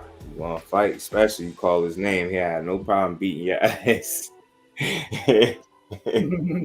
Yeah, no problem. I'm just thinking about it now, yo. I'm sorry. I don't see no in 10 out of 10 scenarios. I don't see no scenario for him, and I'm not even exaggerating. You just showed me too much of what you just won't do if it's not going your way, and it's not going to be going your way against Gary. So I could potentially see you having a similar approach and possibly looking even worse. I can see it. Are you trying to fight and getting fucked up more? Because you know what I'm saying? So it's like he's stuck between a rock and a hard place for real. Because people, like, especially with us talking and shit, man, we gonna start holding people accountable. You want to talk about it? We gonna talk about it with you. Oh yeah, you said you wanted to fight him, right? What's up? You know what I'm saying? Don't just be like clout chasing shit is over with. Ain't no more of that. Attach my name to this fighter so people could talk about me. Nah, we gonna talk about you, but you ain't gonna like it either because you out here playing. Can't play with the people, especially when we catch on to the bullshit. You peep the play, we on your ass. All to it, man. Oh, shit, man. I ain't gonna go too long today, man. Shit, I'm about to wrap it up, man. I feel like we had a good conversation today, man. It was productive. Yeah, hopefully we get the fights we need. We got Charlo coming up. We got shit. We got fucking Canelo and Beetle, I guess. Guess we gotta deal with that shit. And because we watch boxing, we gonna fucking watch it. I guess. Damn, man. But whatever. He gonna compete, but he ain't gonna be able to sustain it, in my opinion. Mark Nash, salute, bro. Appreciate you for sliding through. Yeah, he gonna compete, but he ain't gonna win. That's my point. And the question really for me is, how do he lose? I hate to say it, but it's how does Beetle lose? If he get TKO, KO, and you go to the decision, he's gonna lose there. That's crazy. That's tough. That's tough. Your only chance of winning is to knock him out, and that's crazy. That's crazy. Hope you had your Wheaties that tomorrow night, and yeah, whatever else, vitamins, whatever else you need, bro. Shit, if you can't hurt that dude, you're gonna be in trouble. And that's one thing that I continue to see with Canelo. If he ain't worried about your power, it's a matter of time. That dude be buying his time, cut the ring, patient as hell, and then clip you and get you. It's kind of funny though. This motherfucker jumping weight like a motherfucker, abusing folks. Someone bet $50 on Beaver with me. Oh shit, Mark. He laughing because you already know that's money in the bank. You count that already. Where y'all be finding these people at, man? Damn, man. I don't bet like that, but certain bets you can't turn down, man. For real. That's like how people was really like how certain people got motherfuckers that bet that Ugas was gonna beat Spence. God damn, you could have, I'm talking about when I say bet, I would have bet everything, bro. I would have bet every fucking. I bet everything because I knew it was no way in hell he was going to lose. You got to be a crazy motherfucker to bet on Ugas against that man, yo. I just don't see how you did. He got that easy money, G5. Got that easy bread on their ass. Damn, where they at when you need them? Anybody else think Beaver gonna beat Canelo? Shit, where y'all at? I need a bet. I'll definitely pay you. Shit, I'll be willing to let you hold the money now, just so you'll lose though, cause he ain't beating that man. He say bait him in, then I play to win. Yeah, right. Get him, bait him in, get him in there, right? Like, man, damn. I just don't. It's crazy how people talking about that dude power and he ain't had no knock on about 5 years. That shit is annoying. It's like, dude, he ain't punching like that. Y'all don't knock that shit off. Dude ain't punching like that. Last time he fought, didn't he get hurt? Or the time before that, Caleb Plant got you 200. Damn, so somebody really bet Caleb Plant was going to win too, huh? Shit, me, man. That's just not a bet I would have made. I'm sorry, because you can't hurt that dude, yeah? You can't hurt him. What you going to do? When the knockout was good, bro. Yeah, bro, I'm listening to you cook, man. Rolling. I hear you cooking, man. You cooking. Yeah, man. But, knockout was good, bro. Knockout, what's up with you, man? Oh, he popped off. StreamYard did he? He'll probably be back up. I'll kick it. I'll kick it for a few minutes. I'm with you, bro. Yeah. Nah, it's all good. Yeah, I'll keep, I just, people still in here. I'll rock out. There's Mark Nash. What's up, Mark Nash? There you go. How you doing? Yeah, you hear me now, bro? Yeah, I can hear you. Yeah, what's happening, bro? What's good with it? How y'all doing, man? Yeah, Appreciate you for sliding through. I know you got something good to add. As always, I'm listening to you. What's up, good brother? Man, chilling. So y'all talking about Conor BENN and Keith Thurman, huh? Oh yeah, we was talking about that. But like I said, T said something about Ramirez too. Eddie Hearn talking about Jose Ramirez fighting Conor. But I'd rather just seen it Keith Thurman, just so we could have got a couple questions answered, like how good is Conor been really, and what Keith Thurman got left in the tank. I think that fight would have answered those questions at least. Yeah, I prefer that fight over like him pulling up 140 pounder, bro. And I know T like Conor BENN, but that's my issue, bro. It's always like Adrian Broner or now Jose Ramirez. Like, bro, get you some Keith Thurman, which to be real, Thurman, that's unrealistic, bro. The PBC ain't gonna feed Keith Thurman and Conor BENN to help with the zone. If we just be real, like, I didn't even think about that. I really didn't. Yeah, like PBC ain't trying to do no business with the zone. They damn sure ain't gonna feed somebody that they just put on pay-per-view that they build. If anything, they building him up for like Jerron Ennis or some shit, or hoping one day that Spence will fight him. If Spence, fights Crawford, beats Crawford, maybe they both move 154. They gonna feed him to one of their own fighters and shit. They ain't gonna feed him to Conor BENN, bro. So realistically, Jose Ramirez maybe, but then again, he's a top ranked fighter. So you think Top Rank is gonna feed Jose Ramirez to 147? Jose Ramirez is in position. He like number 1 or number 2 in the WBC and the WBO. Josh Taylor about to drop all them belts, bro. He about to get rid of all them belts. Like Jose Ramirez gonna pass up a world title opportunity to move up and fight somebody bigger, stronger, and younger than him. That's what I'm saying. 147. So that's tough. That'd be a tough fight. That's why I say Keith Thurman sound like the better option. But then you make a good point.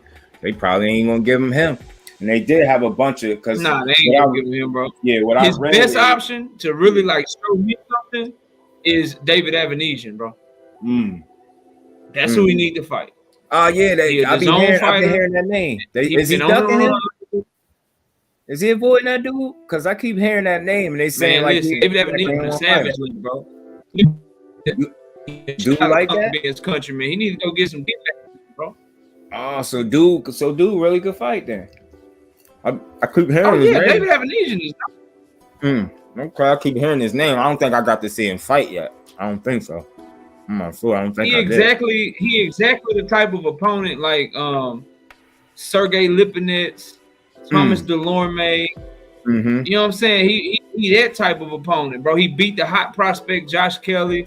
He coming off of, he got like 7 or 8 knockouts in a row, like 6 knockouts in. He only lost. He lost to Lamont Peterson. He lost to Mean Machine, and he got a loss like real early in his career, bro. Like Avanesian is not, bro. That's who we need to fight. Yeah. While I'm with you on it, because I've been watching these last few fights of this dude, and the first thing come out of his mouth, one of the first things is they keep saying it's supposed to be a step up and a challenge, but these guys ain't challenging me. Okay, well go get some smoke then, because you don't need to fight no more of them dudes, because it's not doing you no good to fight them. You get what I'm saying? Like I said, I think he at the stage where they could potentially be, they got to be careful being too careful. That's what I keep saying. You want to challenge him accordingly. Don't keep putting him in there with people that he could blow through, and then he build up some false confidence, and then you throw him in there with somebody that really could fight, and then he don't respond well because you ain't, you know what I mean? You done stunted his growth, constantly throwing him in there with people that he could just, mop up. And I feel like 21 fights, I think the time is perfect. Over 20 fights, you could step up. I mean, I ain't saying you got to fight the exact killers, but like you said, that Avanesian, that sound like, from what you said, sound like a good matchup. Yeah, bro, and check this out, bro. Like, sometimes I think people like overcomplicate the sport of boxing. I get it. It's a lot of technical shit. It's a lot of studying film and all that shit. But let's just keep it simple, bro. If you 25 years old and you 20 minutes in, if you can't beat a David Avenesian, bro, you never gonna be what we think you're gonna be, bro. At 25 years old, in your physical prime, being in great shape at 147 pounds, bro, you gotta be able to beat David Avenesian, because guys like we ain't like no one would question. Like if they announce Virgil Ortiz, Avenesian, we all know we got Virgil Ortiz in that fight. Or Jerron Boutinez, David Avenesian, we got Jerron Boutinez, bro. Like you got to be able to beat guys like this. Like you should be at the stage in your career where guys like this is food for you, bro. Facts, I agree. All we saying is we want to see you challenge yourself, simply because you keep saying you ain't being. So all right, then we want to see you challenge. I ain't saying I want to see you lose. I just want to see you in there with somebody that you ain't gonna blow through, so I can really see where you at. Because I respect the progression he made, you know, from the first 10, 12 fights to, you know, 21st fight. I seen the little growth he made, so I just want to see if he able to continue to, you know, make strides. I think one way to help him do that is putting him in there and testing him accordingly from this point on, because I don't see how anything else would benefit him. Yeah, it's time for him to get common opponents, bro. It's time for him to be like, oh, okay, Virgil Ortiz, Terrence Crawford, y'all did this to Mean Machine. I'm finna go wash his ass even worse. Yeah, okay. Exactly. Jerron Boutinez, you did this to Sergey Lipinets. All right, put him in here with me. I'm gonna show you how to really take care of him. You know what I'm saying? Oh, Mean Machine, you got knocked out, but because Mean Machine got knocked out by Mean Machine knocked out David Avenesian, and Lamont Peterson went the distance with David Avenesian. It's time for him to start doing shit like, Lamont Peterson, you going the distance with dude? Man, I'm finna stop his ass. Like, time for him to start moving like that, bro, and call stop calling for Adrian Broner and all that shit. Or I love the KELL Brook fight, bro. I said that too, because that on the short list, he was telling his people his number one opponent, you know, if he could pick, is Keith Thurman. But then on the other list, they had Mario Barrios, Danny Garcia, Mikey, Maurice Hooker, and then KELL Brook was up there too. So I said, yeah, if KELL Brook could really take it, I definitely would watch it, because we'll get to see where he at. The problem with that though, listen to the names you named. Maurice Hooker, not a welterweight. Yeah, he's too small. Who else did you name? You named Mario Barrios. Mario. We already saw his first fight at welterweight and how it went. And then again, bro, Danny and Mike. That shit not realistic, bro. I asked them off. I felt like the two that was close, you know, possible to happen, and was Keith Thurman, and T had said something about Ramirez. But like I said, I don't want to see him pull him up there and fight him when you could just fight somebody that's quality in that weight class. There's no need for. And why they saying Mikey Garcia? Why not the dude that beat Mikey Garcia? You see what I'm saying? And that's why that don't sound realistic, because he just took a loss. I don't think he'd take that fight. That's what I was just saying. I don't think he'd take it. Why don't you beat Sandor Martinez, bro? You know what I'm saying? It's people. Like it's like he should be going after Sand, because the top welterweights that are fighting on the zone right now are him, Sandor Martin, and David Avenesian. He need to beat the shit out of both of them. He beat the shit out of both of them. Clearly the man at welterweight in the UK, and then he can start coming over here getting some of this American smoke. But bro, before you start calling out these fighters for other promotional companies, clear out the UK, bro. Clean them out. Exactly. Yeah. Or if you want to be challenged, cross the fucking pond, because I know we got some smoke for you. When are you gonna cross the pond? He ain't never fought over here, right? Nah, he ain't never fought over here. He ain't trying to come over here. He ain't trying to come over here and see. He ain't trying to come over here and see, because all this over here for him is Virgil Ortiz and Jerron Boutinez, man. He ain't. Nah, two people he don't want to see right now. He don't want nothing to do with him right now. And it's like Virgil Ortiz is a good fight though, but Jerron Boutinez will wash his ass, bro. I agree. The Boots just a little different with it, man. And I'm with you. Don't call out Broner. That's what I was saying. That was my issue with him. His when, you know, they threw was it American? Yeah, they had American in the ring after his last fight when he knocked out Van Heerden.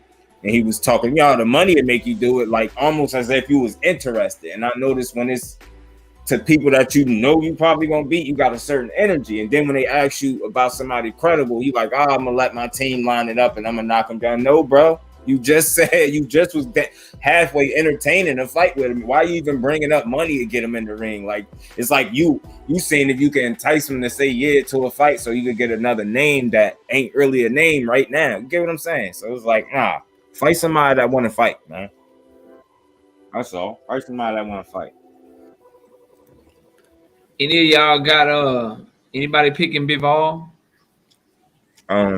Mark said, I think Mark just said he got somebody to bet him. He started laughing. He said somebody bet him at $50. Somebody bet on Bivol. Where do y'all find these people, bro? Yo, see, I knew it was something with you because I asked him if they ain't the same question I just asked him. I said, where do y'all find these people at? Just like the people that found motherfuckers that actually bet good money on Ugas. I'm sorry, no disrespect to them, but where y'all be at when I don't even bet, but I come out to the bet for some shit like that. Y'all want to be sick. Y'all want to make it easy. That ain't even a bet. I just like easy money. I'm sorry. Like, bro, Bivol literally got, like, first of all, if it goes a distance, Bivol can't. He lost. They ain't messing up money. Second of all, he have to knock him out to win. And for whatever you want to say about Canelo, bro, he got a chin made of fucking granite. You know what I'm saying? Like, so the odds of knocking him out is still like, bro, how could you bet on Bivol, bro? I said that. I said he's not winning on the cards. That's out. And he ain't had a knockout in 4 or 5 years, I think. So his chances is just so slim, and it look bad for him. Like, bro, I feel like he gonna be able to have success because that's what people do against Canelo. They have success, but can you sustain it is the question, and I don't think you can. And even if you can, go to the scorecards, you lucky enough to make it out without getting knocked out.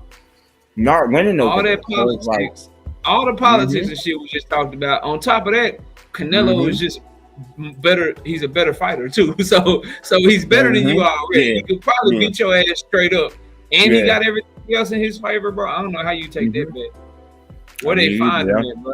Send him my way, man. Shit. Guarantee he ain't gonna sustain that shit. He gonna have his little success that people have against Canelo, and then he gonna either close the distance, lower that boom, hurt him. And I know I keep bringing this fight up, but I seen that Joe Smith Jr. fight when he got hit high on the head and got a little wobble and hurt.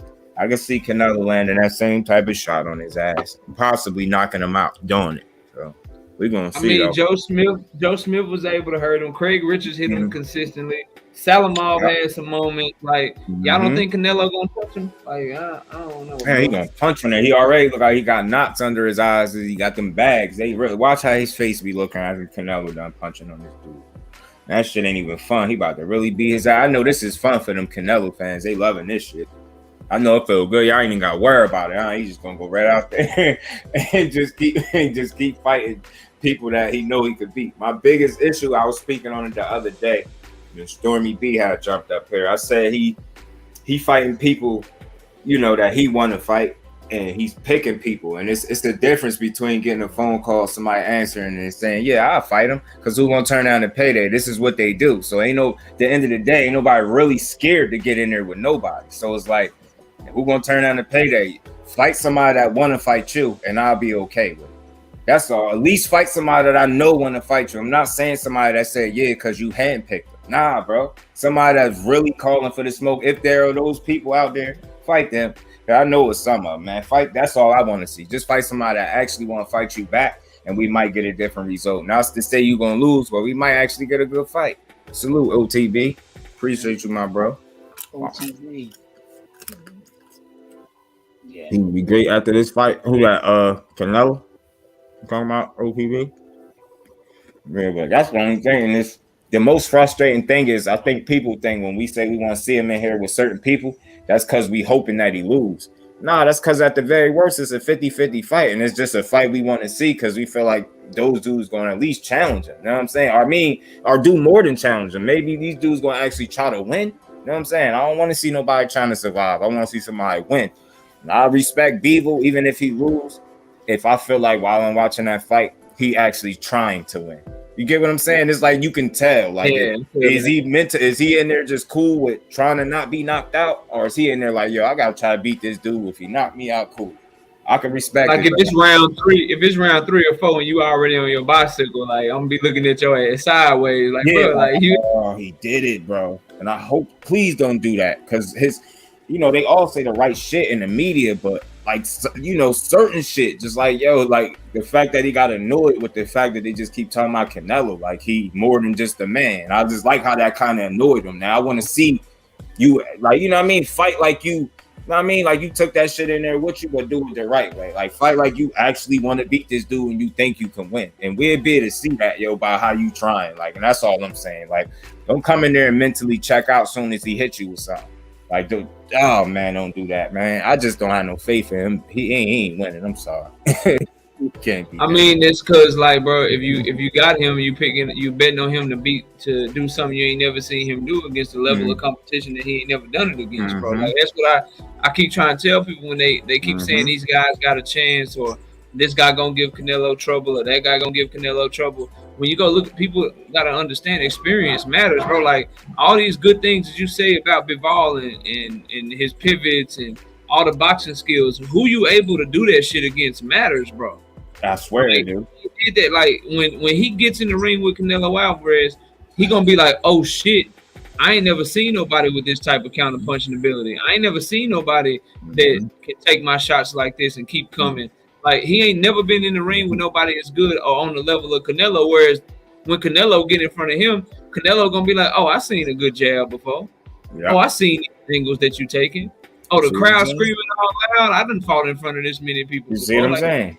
Like he just is different, bro. Like you do not want Canelo Alvarez to be your step up fight, bro.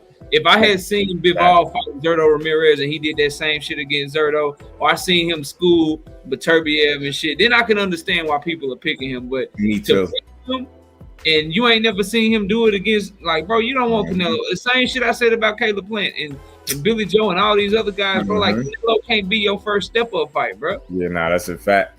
When he your first right, they hoping he loses. They just hoping. You gonna lose. Yeah, and I'm just saying how I was saying, and not trying to take nothing away from Bevel. You know what's funny? What they're doing, it's weird the position he putting the fans in.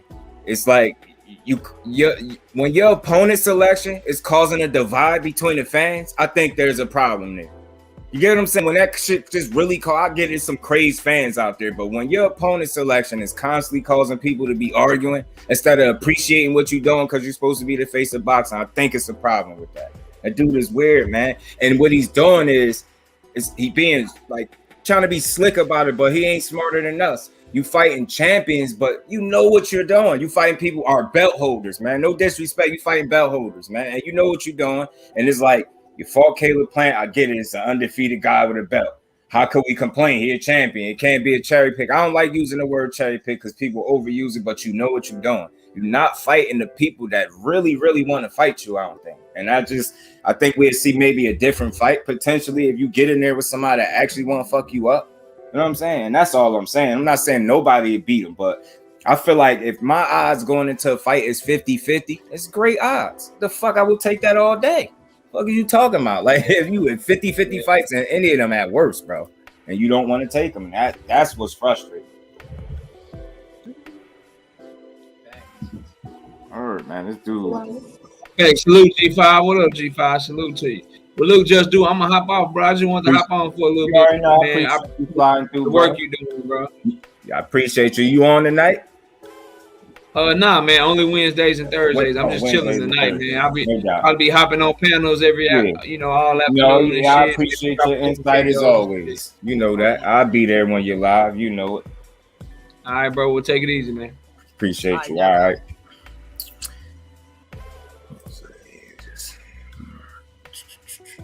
Man, yeah, man. Yeah, man. I feel you. Yeah, Mark, make sure you sub to my channel, dude. Yeah. Word. And like I said, Crush, I'm gonna make sure my bro sub too. Cause he already know what it is. He hear it. He be listening. He be calling me, behind the scenes, and he know what it is. You probably know who everybody is. He fit right in because he's a silly motherfucker, but he actually watch boxing, so he with us. So you know what I mean. Right. You know what's going on. Yeah, OTB, man. I'm telling you, two of the newer people that I came across that content I respect. I just like giving people they flowers.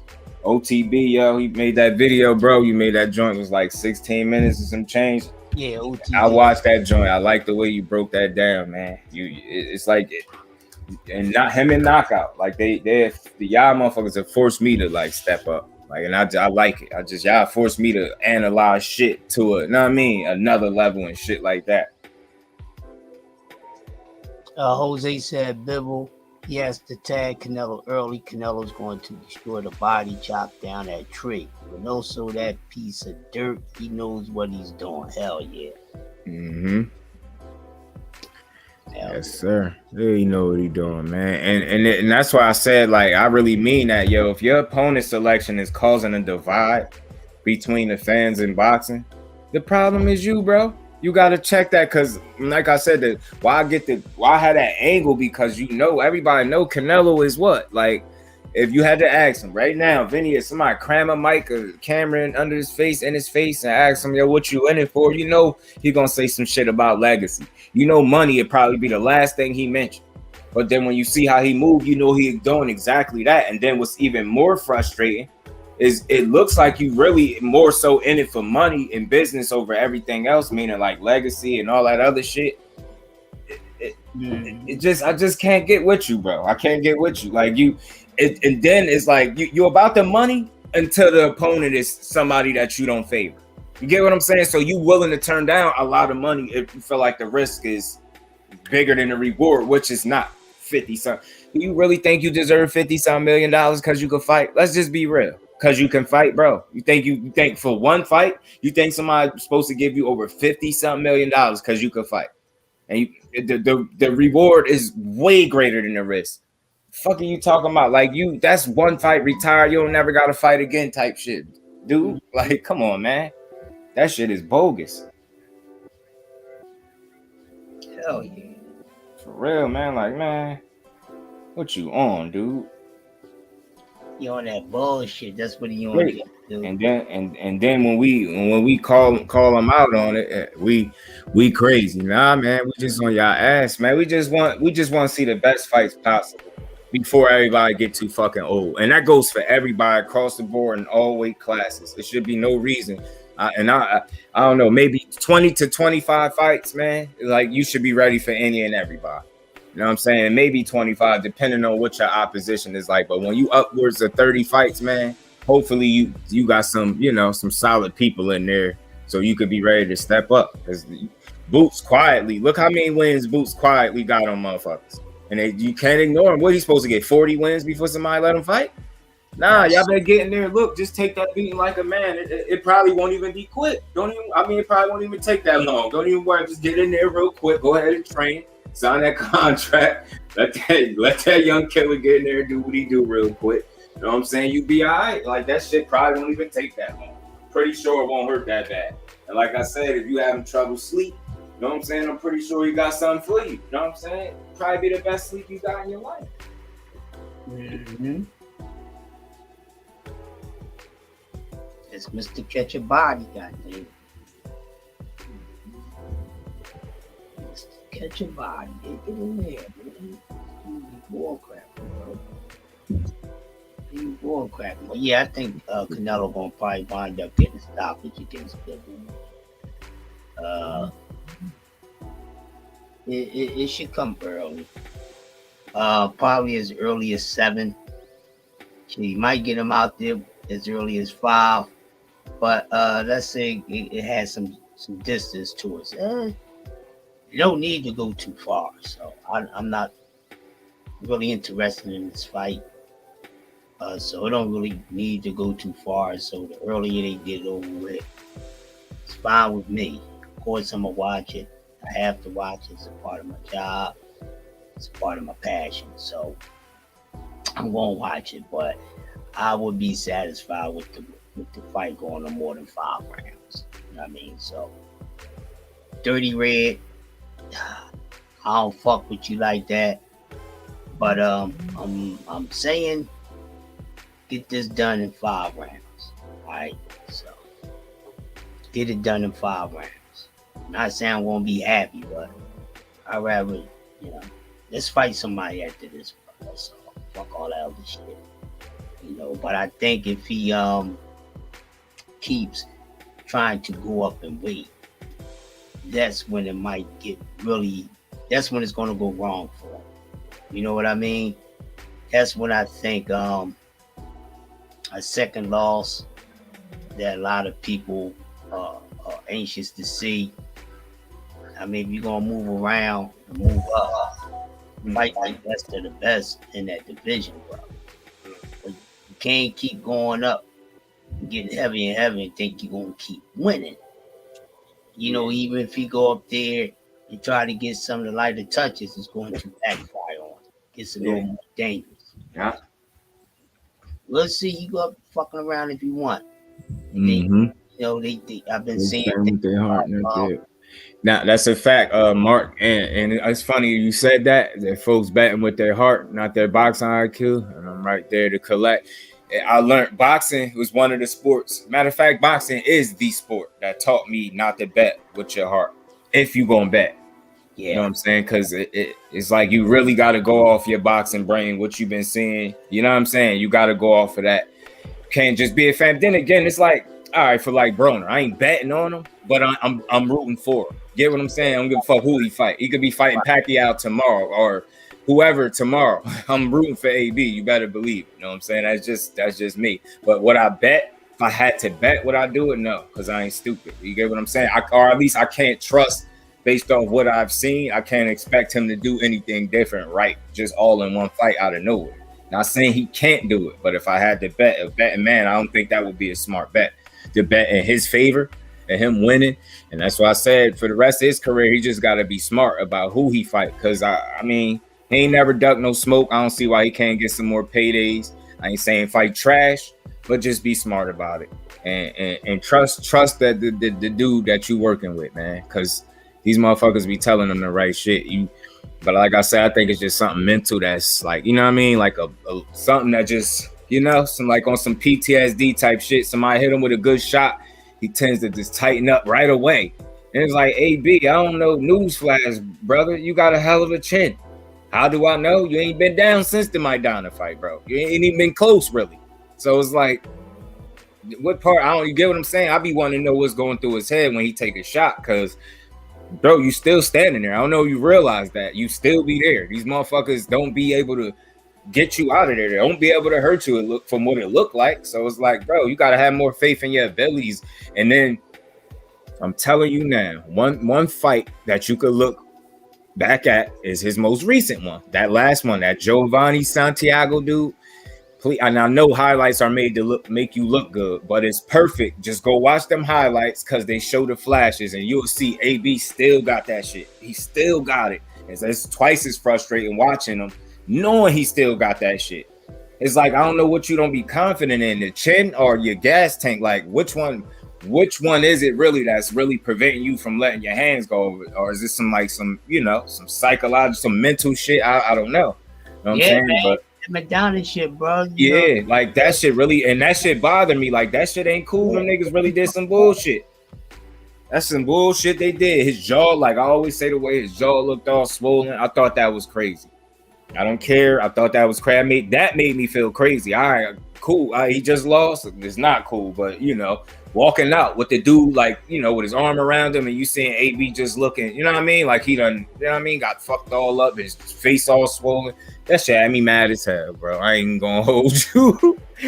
You want to talk about mad, yo? I was mad as shit, bro. I was mad than a motherfucker. But I still don't think I was mad as what my brother was when he lost to Mikey. Man, that shit was funny. And I'll tell you, he had a pair. I got up on Instagram. I go happen to look at one of AB posts. Yeah, I see my brother. This dude done typed a block. Like, you know what I mean? As big as this motherfucking, like, the screen where our avatars and shit at. Yo, that's how big the paragraph was on it. I'm like, this dude nuts, yo. He was mad as hell, cursing him out. I'm like, are you lucky you ain't see it, motherfucker? Canelo is a great fighter. I just want to see him fight everyone. Yeah, and that's the thing. And not, like I said, like, every fighter don't have to be killer after killer after killer. I get it. You get a mandatory light touch here or there. I get it. But you had more than enough of those. And then I don't know what the way he fight. You might as well just fight everybody. Like I said, you're in a 50-50 fight at the worst. Like, why wouldn't you fight everybody and really shut people up? This is the part that is mind blowing. I don't get it. Boots is different. Boots is different, and I really mean that. Like, he's so different than me, and I know some people will disagree, and it's okay, because I might be jumping the gun, but I really don't think so. He'd beat Crawford right now. To me, I just think that. I do, and I think it's not a skill thing with me. Why I say he'd beat Crawford, it's styles. Just tell me how do you think, if y'all still listen, how do y'all think Crawford would approach a fight with Boots? Somebody with that skill set that he got. Right. See what I'm saying? What would he? That's that, and I swear to God, I respect the fuck out of Crawford. That's my guy. I've been rocking with him. Don't ever get it confused. What the fuck would his approach be fighting Boots? I would love to see it. I'm not saying he can't be. I would never say that. Nothing ignorant like that. But I'm telling you, and I would bet. And I'm not a bad man. And I would bet. I just would. I like Crawford. How would he choose to fight him? From the outside? Like what rank? You get what I'm saying? How would it be? Combination? What would you primarily try to do? What would be your game plan to beating this young lion? Because getting clipped with a good shot, and I'm telling you, man, and I only say that because I've seen it so many times. So it's almost safe to assume that, all right, when you get hit, that's what you do. We know that, and if that's part of the reason what makes you have like a mean streak. You like, nigga, did you just hit me? It's like he get you get like you taking his disrespect. Did you just punch me in my shit? Just like Andre Ward said when Mean Machine caught him with that 1-2, I think it was like a 2-piece. It was. He was like, yo, Terrence Crawford is a little embarrassed. Like he want his back now, and look how he treated him. But all I say is, you got to understand who you in there with and who you can do that with, and just understand that Spence ain't for that. Like, and I respect both of them enough to say that they both have to have game plans that they have to be willing to implement and not abandon for any reason, shape, or form.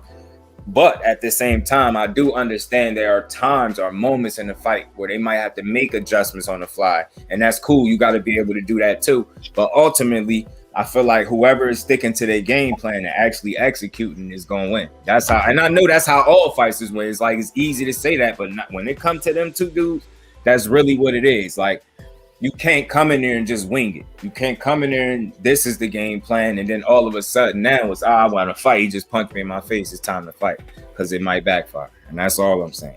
Because you not a better fighter than him. Definitely. That hell no. You want to argue about him being a better boxer? Cool. And I hope people understand what I'm saying. But when it comes to fighting, you seen Crawford work how Spence worked? Hell fucking no. That's what I'm saying. Wilder is a better fighter than Tyson Fury. Tyson Fury's the better boxer. I always said that for people that understand that, because it makes sense to me. Yeah, with the skills and all that, but when it comes to just getting in there and fighting a motherfucker and putting them out, that's what Wilder do. It come down to getting in there and physically breaking your opponent down, breaking his will, and possibly some body parts too. That's what Spence do. Crawford, he do his thing too. You catch him, you clip him, he got a tendency to clip you back and then keep clipping you. You know what I'm saying? So it's like, gave me plenty of highlight fights. You know what I'm saying? You think I didn't enjoy watching like the Sean Porter fight? I enjoyed it. I just didn't want to see it get stopped that way.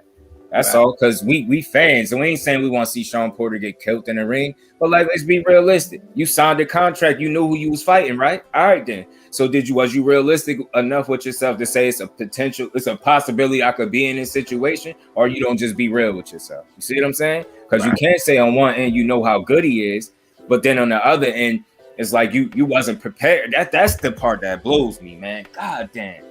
And that's what kind of make me feel like you say Crawford's the toughest fight, but why didn't you prepare for him like that? The nigga that you prepared for the toughest was your toughest fight. I don't give a fuck what you say out your mouth. We seen the fights, nigga. And why I say that's still the tougher fight, because he chose to fight you at what you do best and you still lost.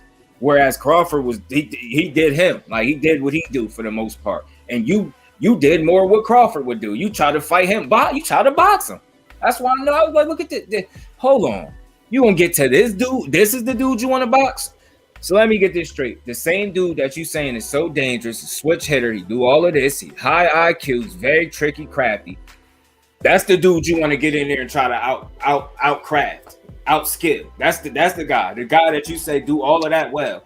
Your best attribute is your work rate and your pace and how you push it and stay in people's chest.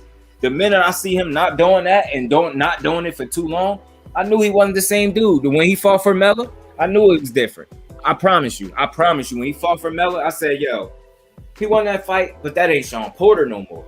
It ain't. I said, I was saying this like maybe after the KELL BROOK fight for Sean Porter, because I remember that's my brother didn't really know about KELL at the time, and I remember saying, like, you know, I've been watching this dude. I'm like, I kept saying he a solid welterweight. He kind of big. I'm like, yo, if you look at KELL BROOK, not no small ass dude. Yeah, I'm like, Sean Porter is not going to be able to rough him up. I don't think how everybody else is. I kept saying I think he's going to be strong enough to deal with him.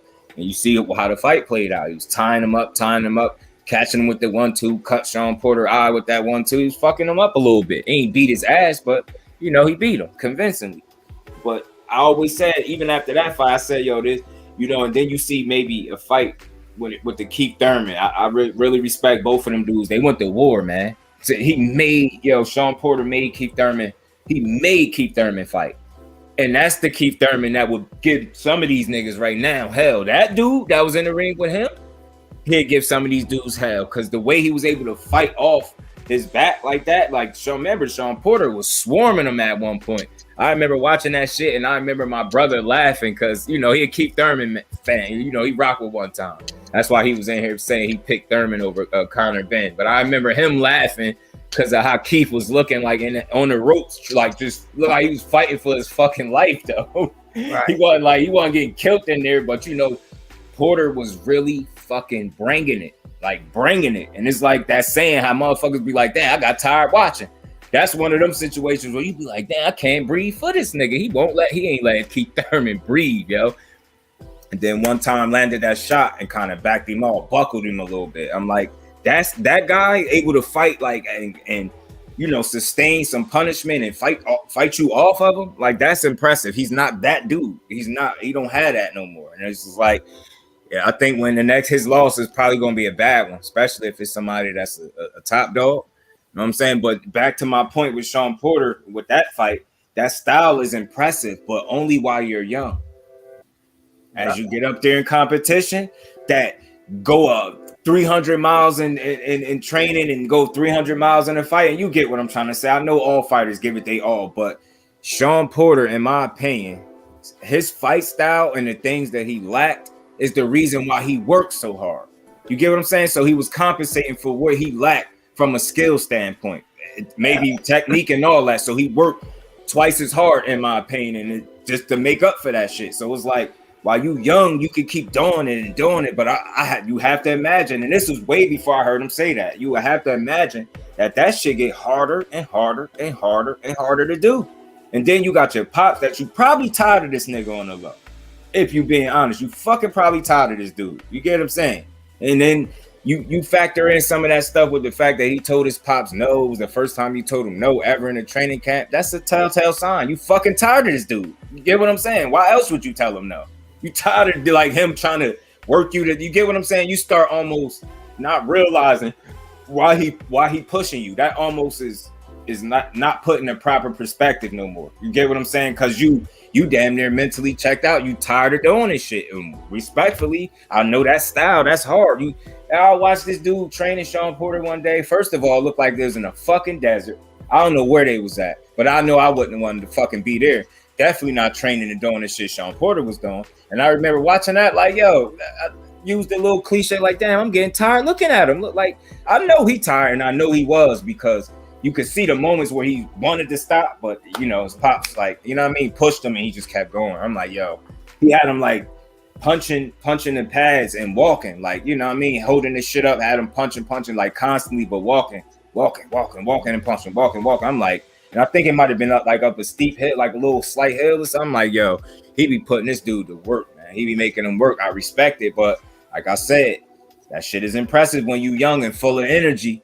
You get older, you got some kids, you got a wife, you're getting a little older, you know what I'm saying? You get a podcast, you start seeing that you can venture off and do other shit. Next thing you know, you in a fight and you done mentally halfway checked out. And then you get in there and give an undesired result, or you give the fans, like, you know, kind of cheated the fans out of what it could have been, because a fully prepared Sean Porter just would have been a better fight. Because look what you did being halfway prepared or not fully prepared. So it's like would have gave a much better fight, and that's why I feel like he cheated the people at with that bullshit. Him and his big nose father, and for him to throw his son under the bus seconds after the fight, I thought that was some sucker shit. And if you look, Sean Porter really looked like he didn't even want to look at his father. Like, how you going to say that shit to him behind closed doors? Because it's not going to come off right. And you was being emotional like you just fought. You the one threw the fucking towel in, bitch. You the one to brought him in the ring. You allowed him to tell you no, and you still took the fight, knowing he ain't properly prepared. So what the fuck did you think was going to happen? I don't understand that. That dude, then you throw him under the bus talking about, well, you know, guys, they get to a certain point in their life where they think they know it all. Like, bro, that's the typical father-son shit. That's why people probably don't even be wanting that type of shit. Like, you know what I mean? Some people feel like those situations don't work, bro, because you on bullshit. Come on, you gonna throw that man right under the bus after you know he just tried hard. I honestly think he gave you probably what was left in him, especially since I don't think he's ever coming back again. Definitely 5, definitely. You know what I'm saying? So I just think he was done. He gave you a lot of years. He's 34, 35 now, something like that. He gave you a lot of years, a lot of tough fights, man. And like I said, he had a hell of a career for, if you look at him and see the areas where he lacked. Like I said, he was able to make up for that shit with athleticism and just working so fucking hard. You know what I'm saying? He was able to make up for some of that shit. And it just, like I said, it's a crash and burn kind of style. It looked good when you young, but as you get older, it just get harder and harder. And man, do you know how good I felt knowing Ben said that before I heard him pretty much admit the same thing and say it just get harder and harder and to keep doing that? I looked at him like, man, I've been saying this to my brother for the longest, yo. I've been saying that shit. I'm like, yo, it looked good, but that shit, it takes something out of you, man. And you know they say you every time you leave a ring, you know what I mean, especially when you in an actual fight, you leave a piece of you in there. So I really believe that. And it's like, I think he left all of what he had in that training camp and in the ring with Terrence Crawford, man. I honestly do. I think that was the best he could have did based off how he trained, you know what I'm saying, and where he was at mentally, because that goes to show you're not mentally all the way there, though. Don't be in there, because you can't play boxing, and then you see how you could get hurt. So when you halfway checked out, shouldn't even took the fight anyway then. You know what I'm saying? The fuck, you think I want to see Wilder come back if he already thought he wanted to retire, so some fucking nobody or some lucky motherfucker luck up and get some bullshit off? Hell no, I don't want to see that. I already had to watch that shit with Fury. Nah, hell no. You gonna retire, champ? I don't give a fuck what the record books say. You stood for something more than boxing, and they know that. That's why they didn't want you to be what you was. And at the end of the day, you still got the support of the people because they understood you stood for something more than boxing. So at the end of the day, once a champion, always one. You know what I'm saying? You have nothing to hang your head about. It's no way if I was Wilder, it would be nobody that could make me feel bad about losing to a motherfucker that had to stoop to the levels he stooped to beat. There's no way you would make me feel bad about that. He's still the dude. You up money.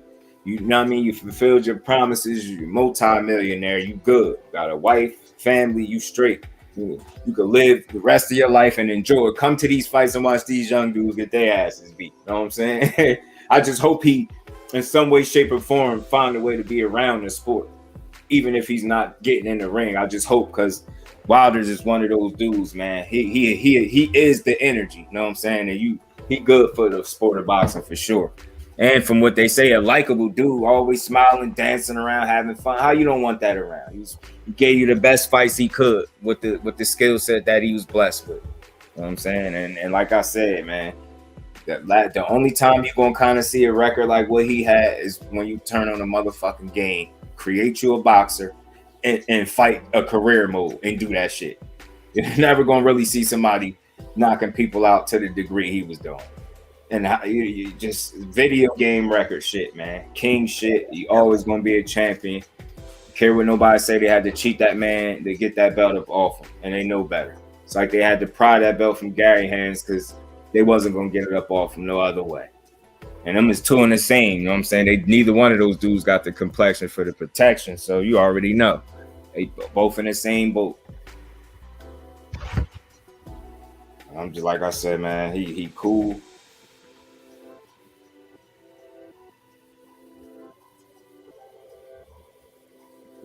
I'm cool with what he did for the sport. And you know what I mean? Just like I said, even if he don't stay around the sport some type of way, as long as he long as he good, I'm cool. Shit, I rock with Wilder, man. So, you know what I mean, we got a young heavyweight prospect coming up, man. He might be something special for us. It look like it. I hope so. I hope he get the fights he's supposed to get so he could continue to progress. We have another American heavyweight champion in due time. Trust me. And you know what's funny, man? Now, if you fast forward today, now you got all this shit about Fury and the people that he was dealing with having mob ties, money laundering, drug trafficking, all this shit. And then it made me wonder sometimes, is that the reason you saying you retiring so you could kind of try to get away from, you know, cut ties with the motherfuckers or something? Makes me wonder sometimes, man. I'm saying, but like I said, I hope he is, you know, go ahead and retire, vacate that belt. Yeah. And let somebody else fight for it. Mm-hmm. It's safe to say Dillian White probably will never be a champion. Yeah. Mm-hmm. How you feel about this? How y'all feel about this? It's been coming up lately. Now, you know what happened just over a month ago, almost 2 months ago, with Josh Taylor and Jack Catterall, one of the biggest rivalries so far of this year. And Josh was, you know, looping out there that he was going to leave 140, go up to 147. Jack and fight him for at a catch weight, this, that, up. So recently, seemed like he decided to stay at 140, but out of nowhere, after losing his belts to Kambosos, and you know, then making a decision to move up to 140, and they had an opponent in mind, but out of nowhere, Teofimo comes out and says first that he would possibly be fighting Josh Taylor for, if not all the belts won, but I think it's for undisputed. Now this is how I feel about this. I think it might be. I'm not feeling it. I'm not feeling it at all. He don't deserve to go up to 140, right? After getting his ass beat, losing his belts, go up to 140. After losing his belts, getting his ass whipped by this clown Kambosos, right? Go up to 140 and get a fight at undisputed. He has no fucking belts. He don't have no belts. He had a belt. Okay, we can see that. We know that's how that normally happens. Even some guys get a green card. You do that without a belt. He don't deserve it. And there are guys at 140 that should be getting a chance at that. Now, I feel kind of suspicious about it. Smell a little fishy. Smell like a setup to get this dude back in the talks, because just like we've been saying recently, a lot of people are starting to be less talked about and, you know, being, you know, searched for. And they see all these things that's going on. Look what Shakur just did, you know, with him and Valdez. They put on a good performance, both of them. See what I'm saying? We got Dev, we got Kambosos coming up. We just had Earl and Ugas. We got Tank and Rolly coming up. We just had Amanda and Katie and so forth. And these guys are attention seekers. They're attention seekers. So the moment that their names is not being mentioned in fights that people want to see, I feel as though Teofimo, we don't need to say much about it. We need to see you get back. Now, this is not to get back correctly, because I feel as though somebody else should be fighting for the belts at 140. There, why not it be Regis, not no fucking Teofimo Lopez? Yeah, right. Yeah, why?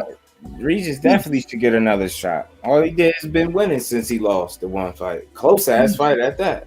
Right. It's only one or two guys right now at 140 that should get a crack at it. The other guys that's up there, they might need a fight or two at the level that they at to get that. So You know, I'm not saying, you know, well, he should go up there, you know, not even, you know, he shouldn't be highly ranked going up into 147 at all. Mm-hmm. I mean, same situation with Barrios.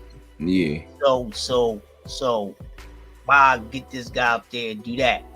I think it's a fucking fix.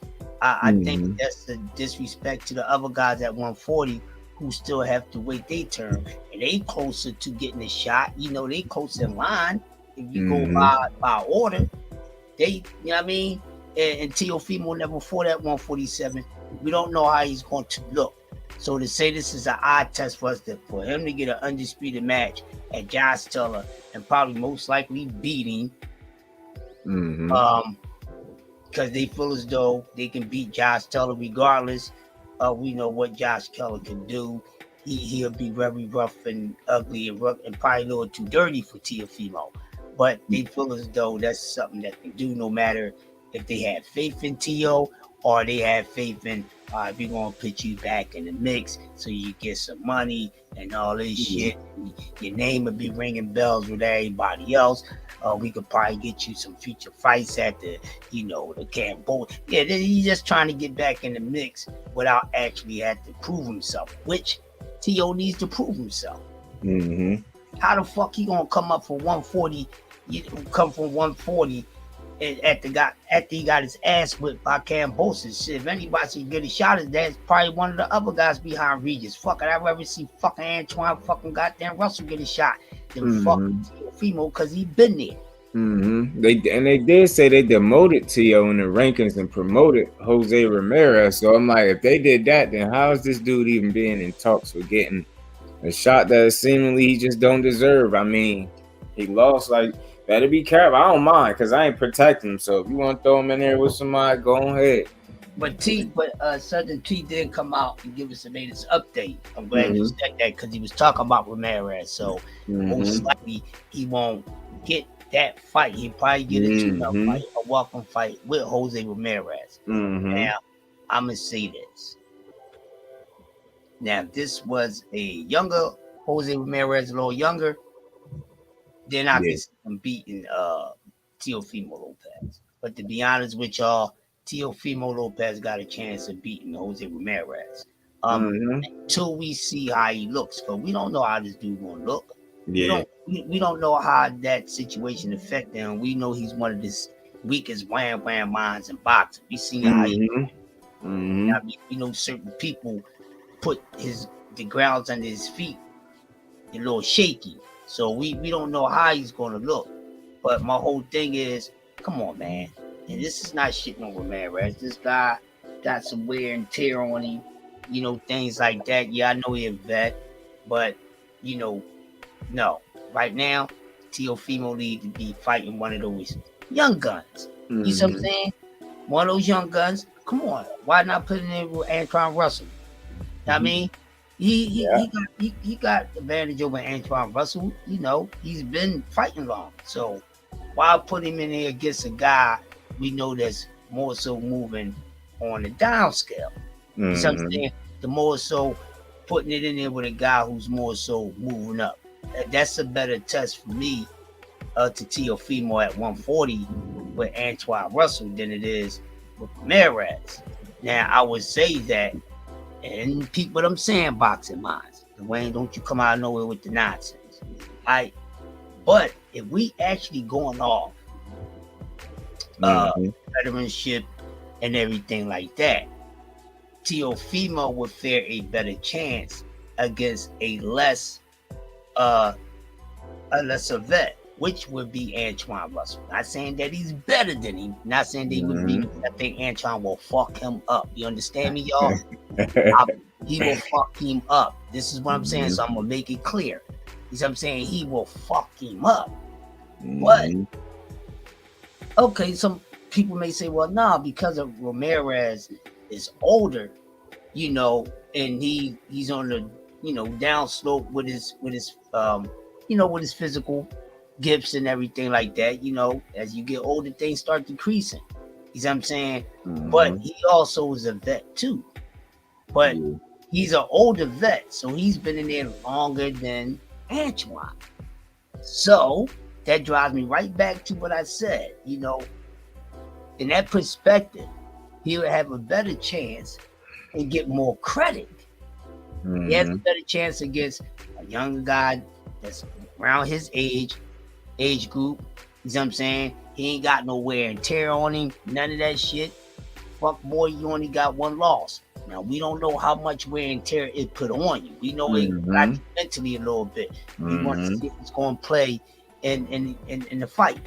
You know what I'm saying? So, you know, you will have a better chance. Yes, Antoine's a little more dangerous. He's a little more of a risk than Ramirez, but that's what you want to do, because you're gonna get out here and start barking after you winning. Don't be pump faking that bullshit, because we're not going for it no more. We're not going for it. You ain't out there beating the best opposition like good, not past the fucking prime or too green. If they ain't equal of your status or slightly higher, man, I'm on your ass. I'm on your ass. Y'all, I'm not letting y'all get away with that anymore. You know, with this nonsense. That goes for everybody. I keep on telling y'all, I am the resume inspector, disrespecter. I will disrespect your fighter's resume when I get into it, and it is what it is. That's why a lot of y'all pump your favorite fighters, but y'all never go into the waters of their fucking resume, because you know what's there. But still try to portray something different above the surface. Shame on you, because we know what's there. Y'all don't want to talk about it because it bothers y'all on the inside. That's why y'all won't say what your inside self is saying. Y'all saying something else. Oh yeah, my fighter beat his ass, more on the inside. You know the same exact shit that we go into, look into. And then we rub it in your face afterwards, and you already know what time it is. That's why y'all never really say anything. Y'all just keep it at certain people. But y'all don't go there with it because y'all know y'all have something to worry about. And y'all feel as though if y'all let us know that, we got one up on y'all. You ain't got to worry about it like that. I ain't got one up on y'all. You know what I mean? I'm over y'all. That's what I am. I ain't got one up on y'all. I'm over y'all because I keep real about this shit. That's what I mean. Yes, sir. Yeah, all the time. Now, sometimes all the time. No matter who it is, no matter how they moving, we don't give a fuck. We our group, our crew, our family, we keep it real. Everybody, no matter if it's our favorite number one guy or not. Yes, sir. We don't push false narratives. We create our own. That's real. You know what I'm saying? We control the narrative. We don't push false ones. Nah, we not doing that in this situation. So, is it manufactured for T.O. to get back in there? You see what I'm saying? But like I said, it would be better for him to go at the guy who has a little less veteranship than him far as a professional. You know what I mean? He would get more props. You see what I'm saying? You know, the fight go through with Ramirez, he ain't gonna get no props. Everybody gonna call, Ramirez was old. Except for, you know, the Teofimo nut huggers and shit. Fans, you know? But real fans, they keep it real about no matter if it's their favorite fight or not.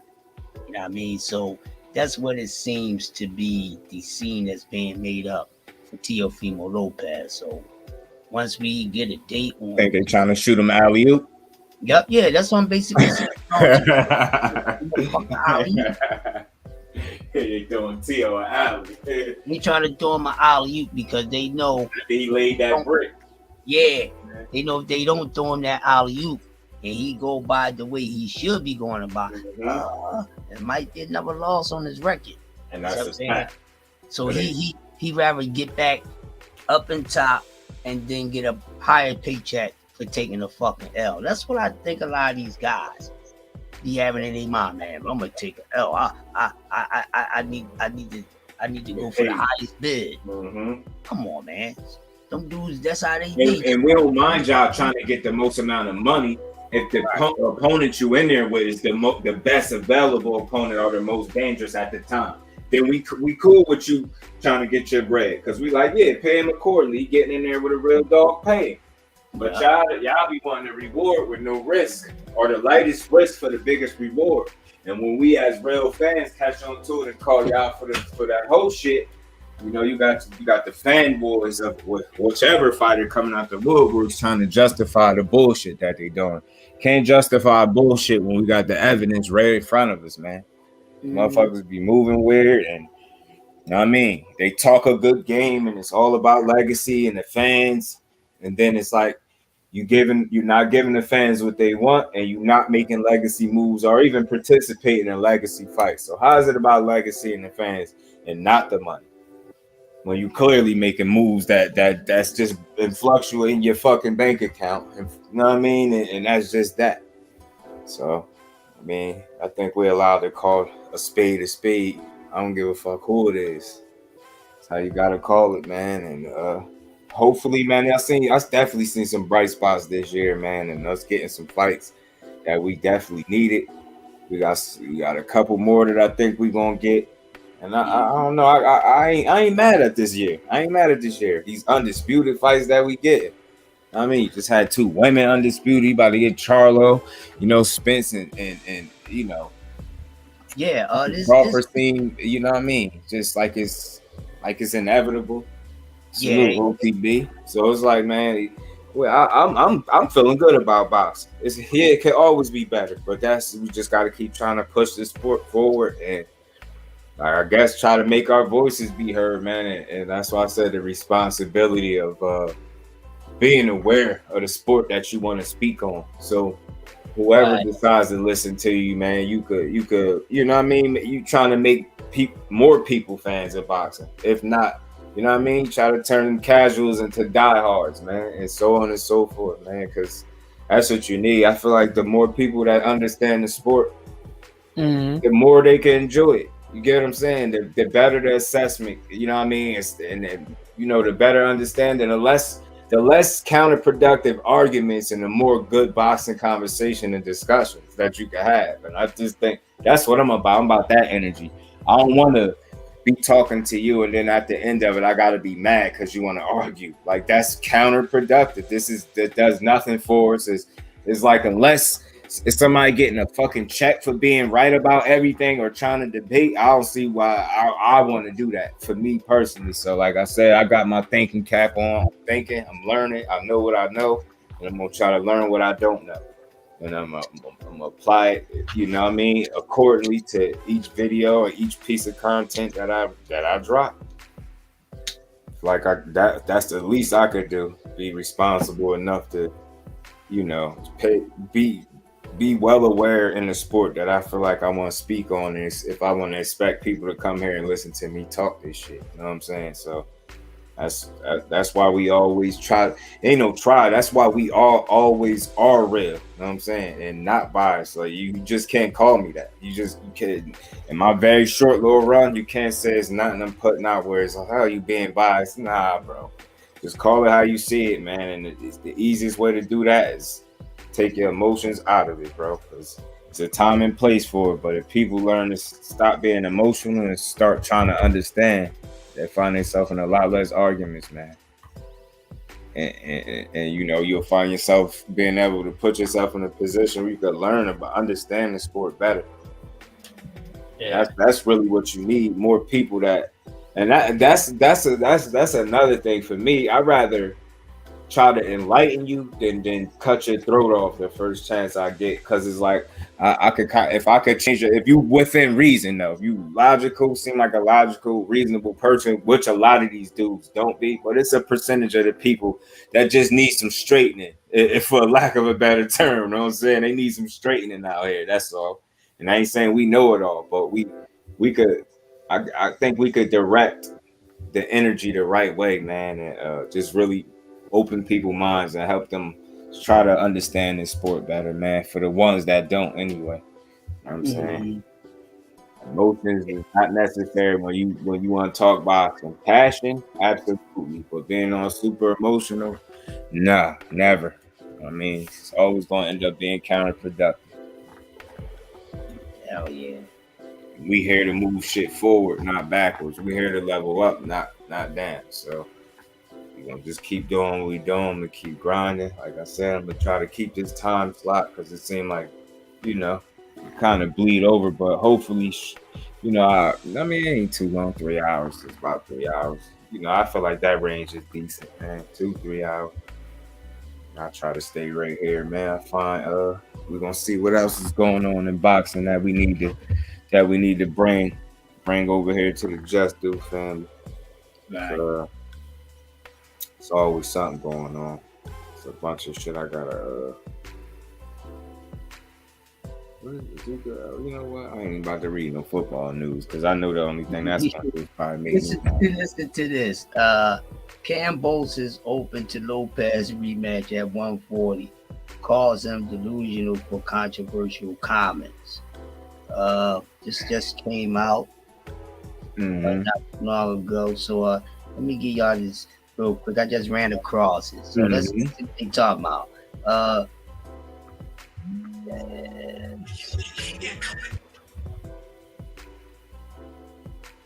Okay, T.O. truly believes he was the recipient of a indecisions plot into him losing against George Kambosos.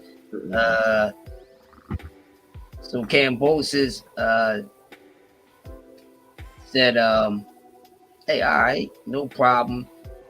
He ain't feeling what Teofimo said, so that's why he said no problem. We can go at it again.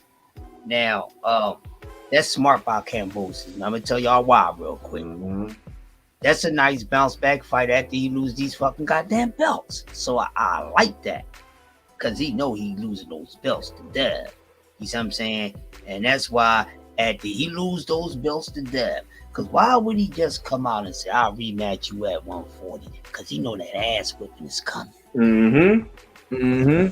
And he meant to be preparing for it. Why would you, going into the biggest fight of your life, even entertain a rematch with a person that you claim you just beat so convincingly that you didn't need a rematch because you did it right the first time? Right. So what Kambosos had to say, Kambosos told Teofimo, you're delusional. Get off of whatever you want. Get yourself back in the gym. You're a talented kid.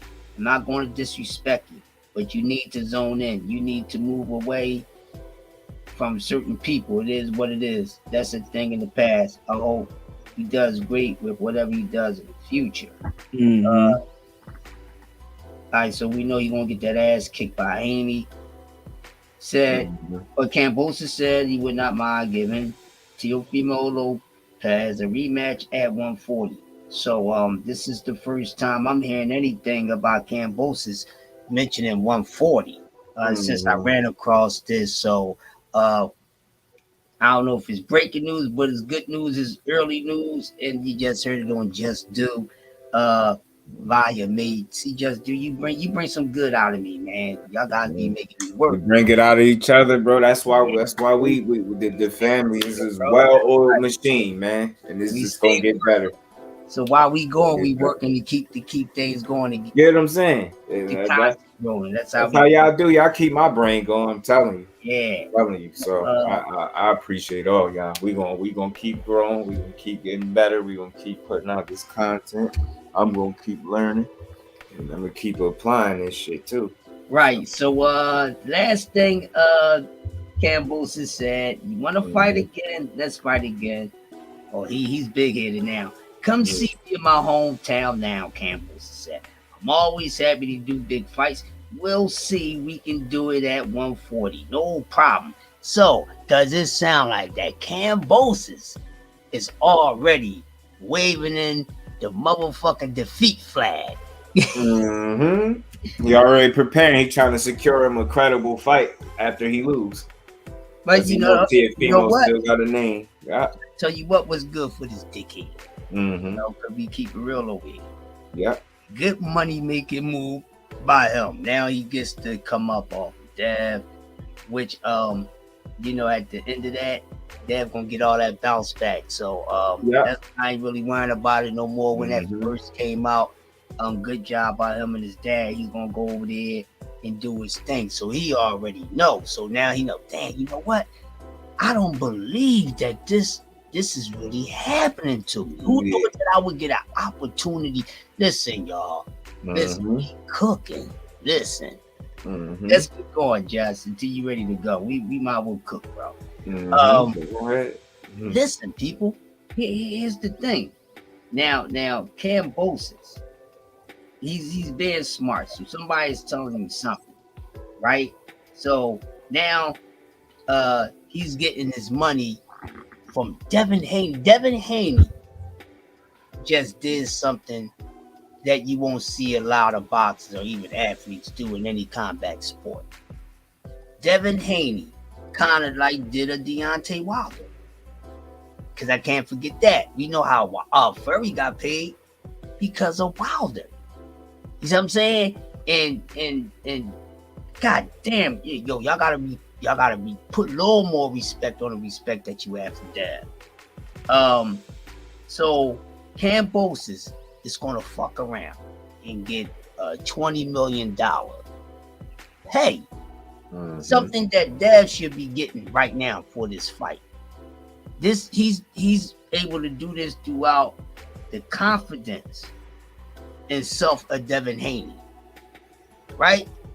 And this is the reason why Kambosos is getting this money in 2 fights, which is great marketing for him, because we got guys that can't even get that type of fucking money. Let's talk about this shit. Because he's getting Dev is giving this motherfucker 10 mil for 2 fucking fights. 10 mil.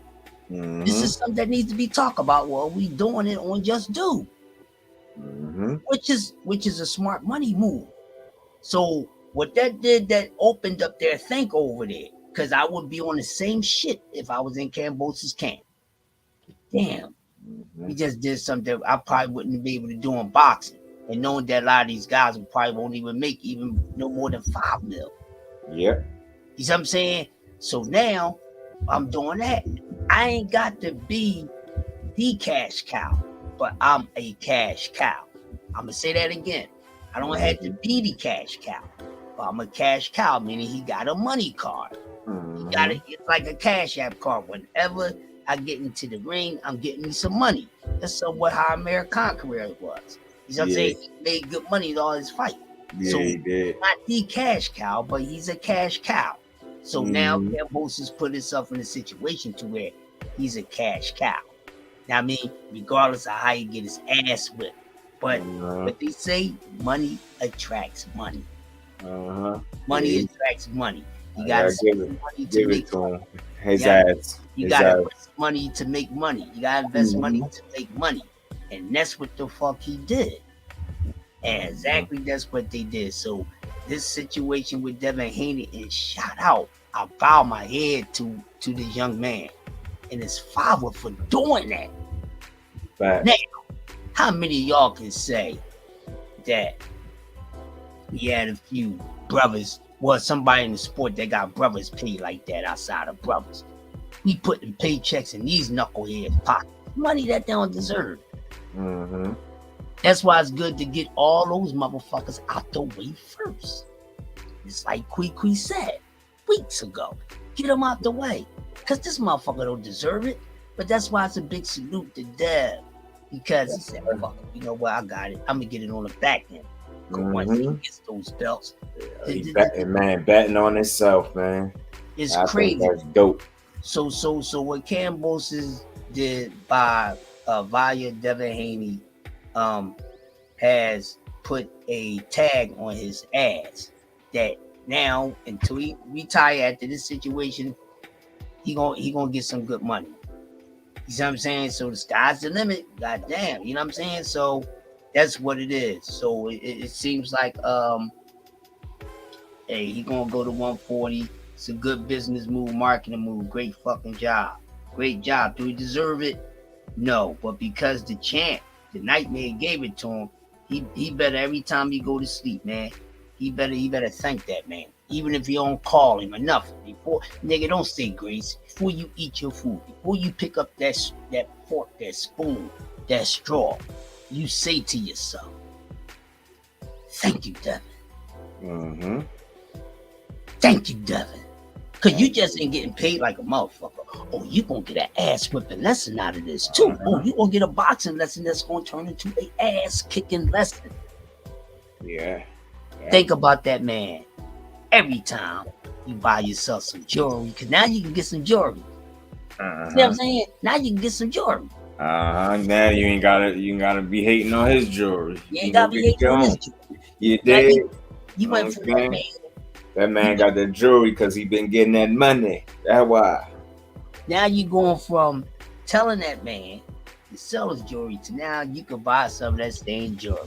You probably gonna go out and get some of those pieces similar to the ones that he is wearing and that he wore because you admired it. So now you're gonna get one or two. Matter of fact, I got an idea for you. You're such a true sport. Such a true sport, and a true man and all that. What you do, since Dev is getting you this motherfucking purse, and now you're gonna get a couple more dollars and a couple more fights, then you get on out of here. You know what I mean? Pay homage, motherfucker. Pay homage by when you go get one of those nice little chains and shit, you put on that motherfucker. Thank you, Devin, you son of a bitch. You see what I'm saying? That's what you do. So who's the boy and who's the man? Because normally the man gives the money down to the boy. So who's the boy? Boy, you the boy. Because this young man is giving you something that you was not going to get from no other fucker. At all. You conned yourself into the two biggest paydays of your life, you clown, because you damn sure don't deserve it. You could thank Haney for that, because if it wasn't, she wasn't getting that. I don't think that would have been the case fighting nobody else for some reason. I just don't. Fault Loma, I just don't think that shit would have been that way. So you turned yourself into a money tag. That's cool. Price tag. We're gonna beat you up for that bag, and you could.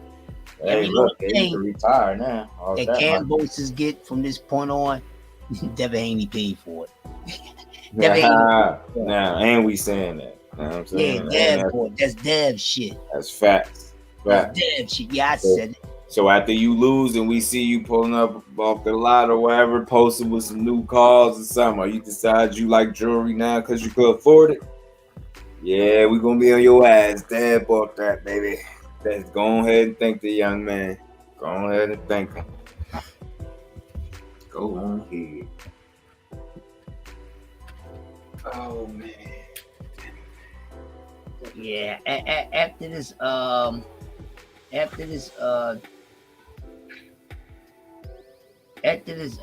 fucking Bivol fight, I'm not really trying to see that third fight with Triple G.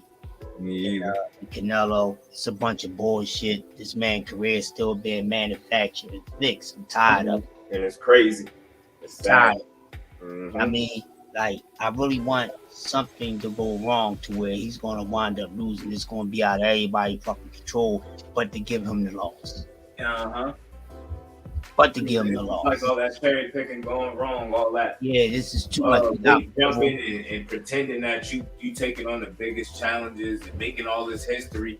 Yeah, in the books, your name going to be in there, but we know it's going to have an asterisk by it, man. You know what we talk. Because you know what you're doing, and we're not outsmarting the people. We ain't fucking dumb. You know what I'm saying?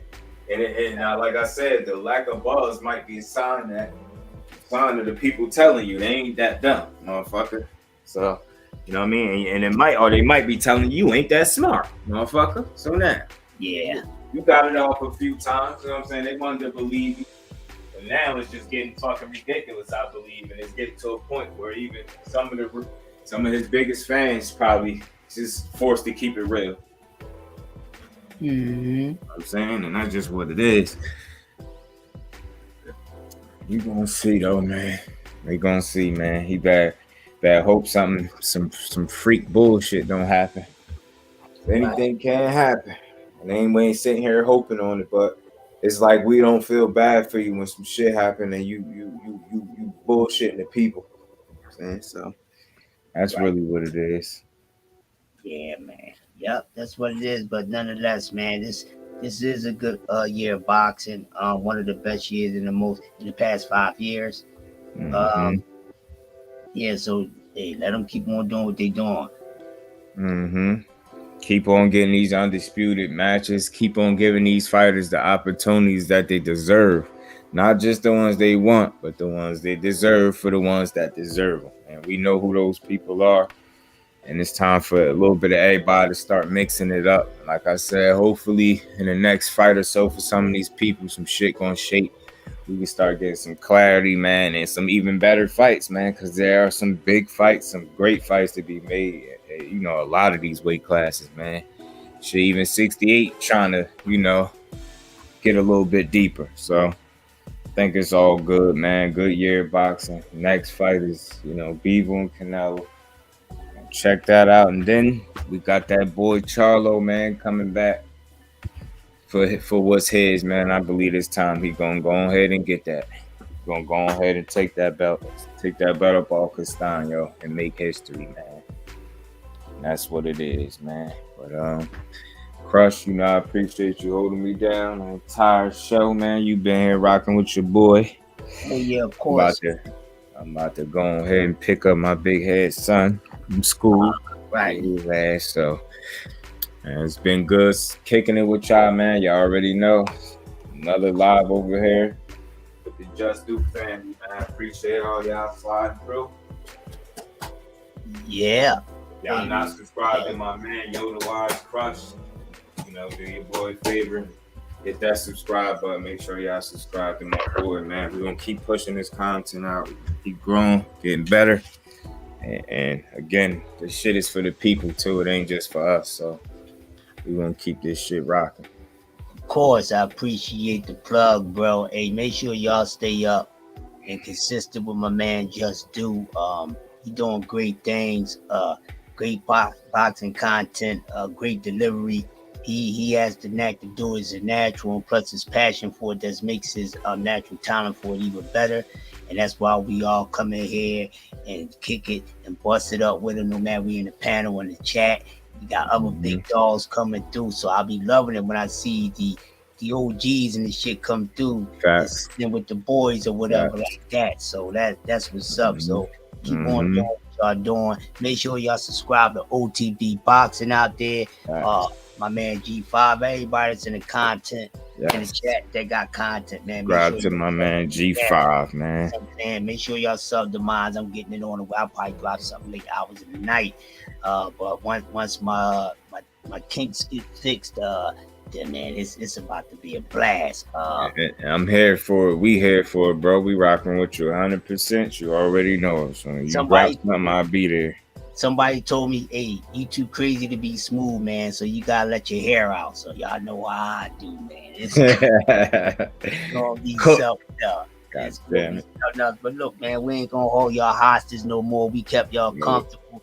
Just gotta go do his Just Do pickup, Lord, man. I'm gonna see probably look at some more stuff.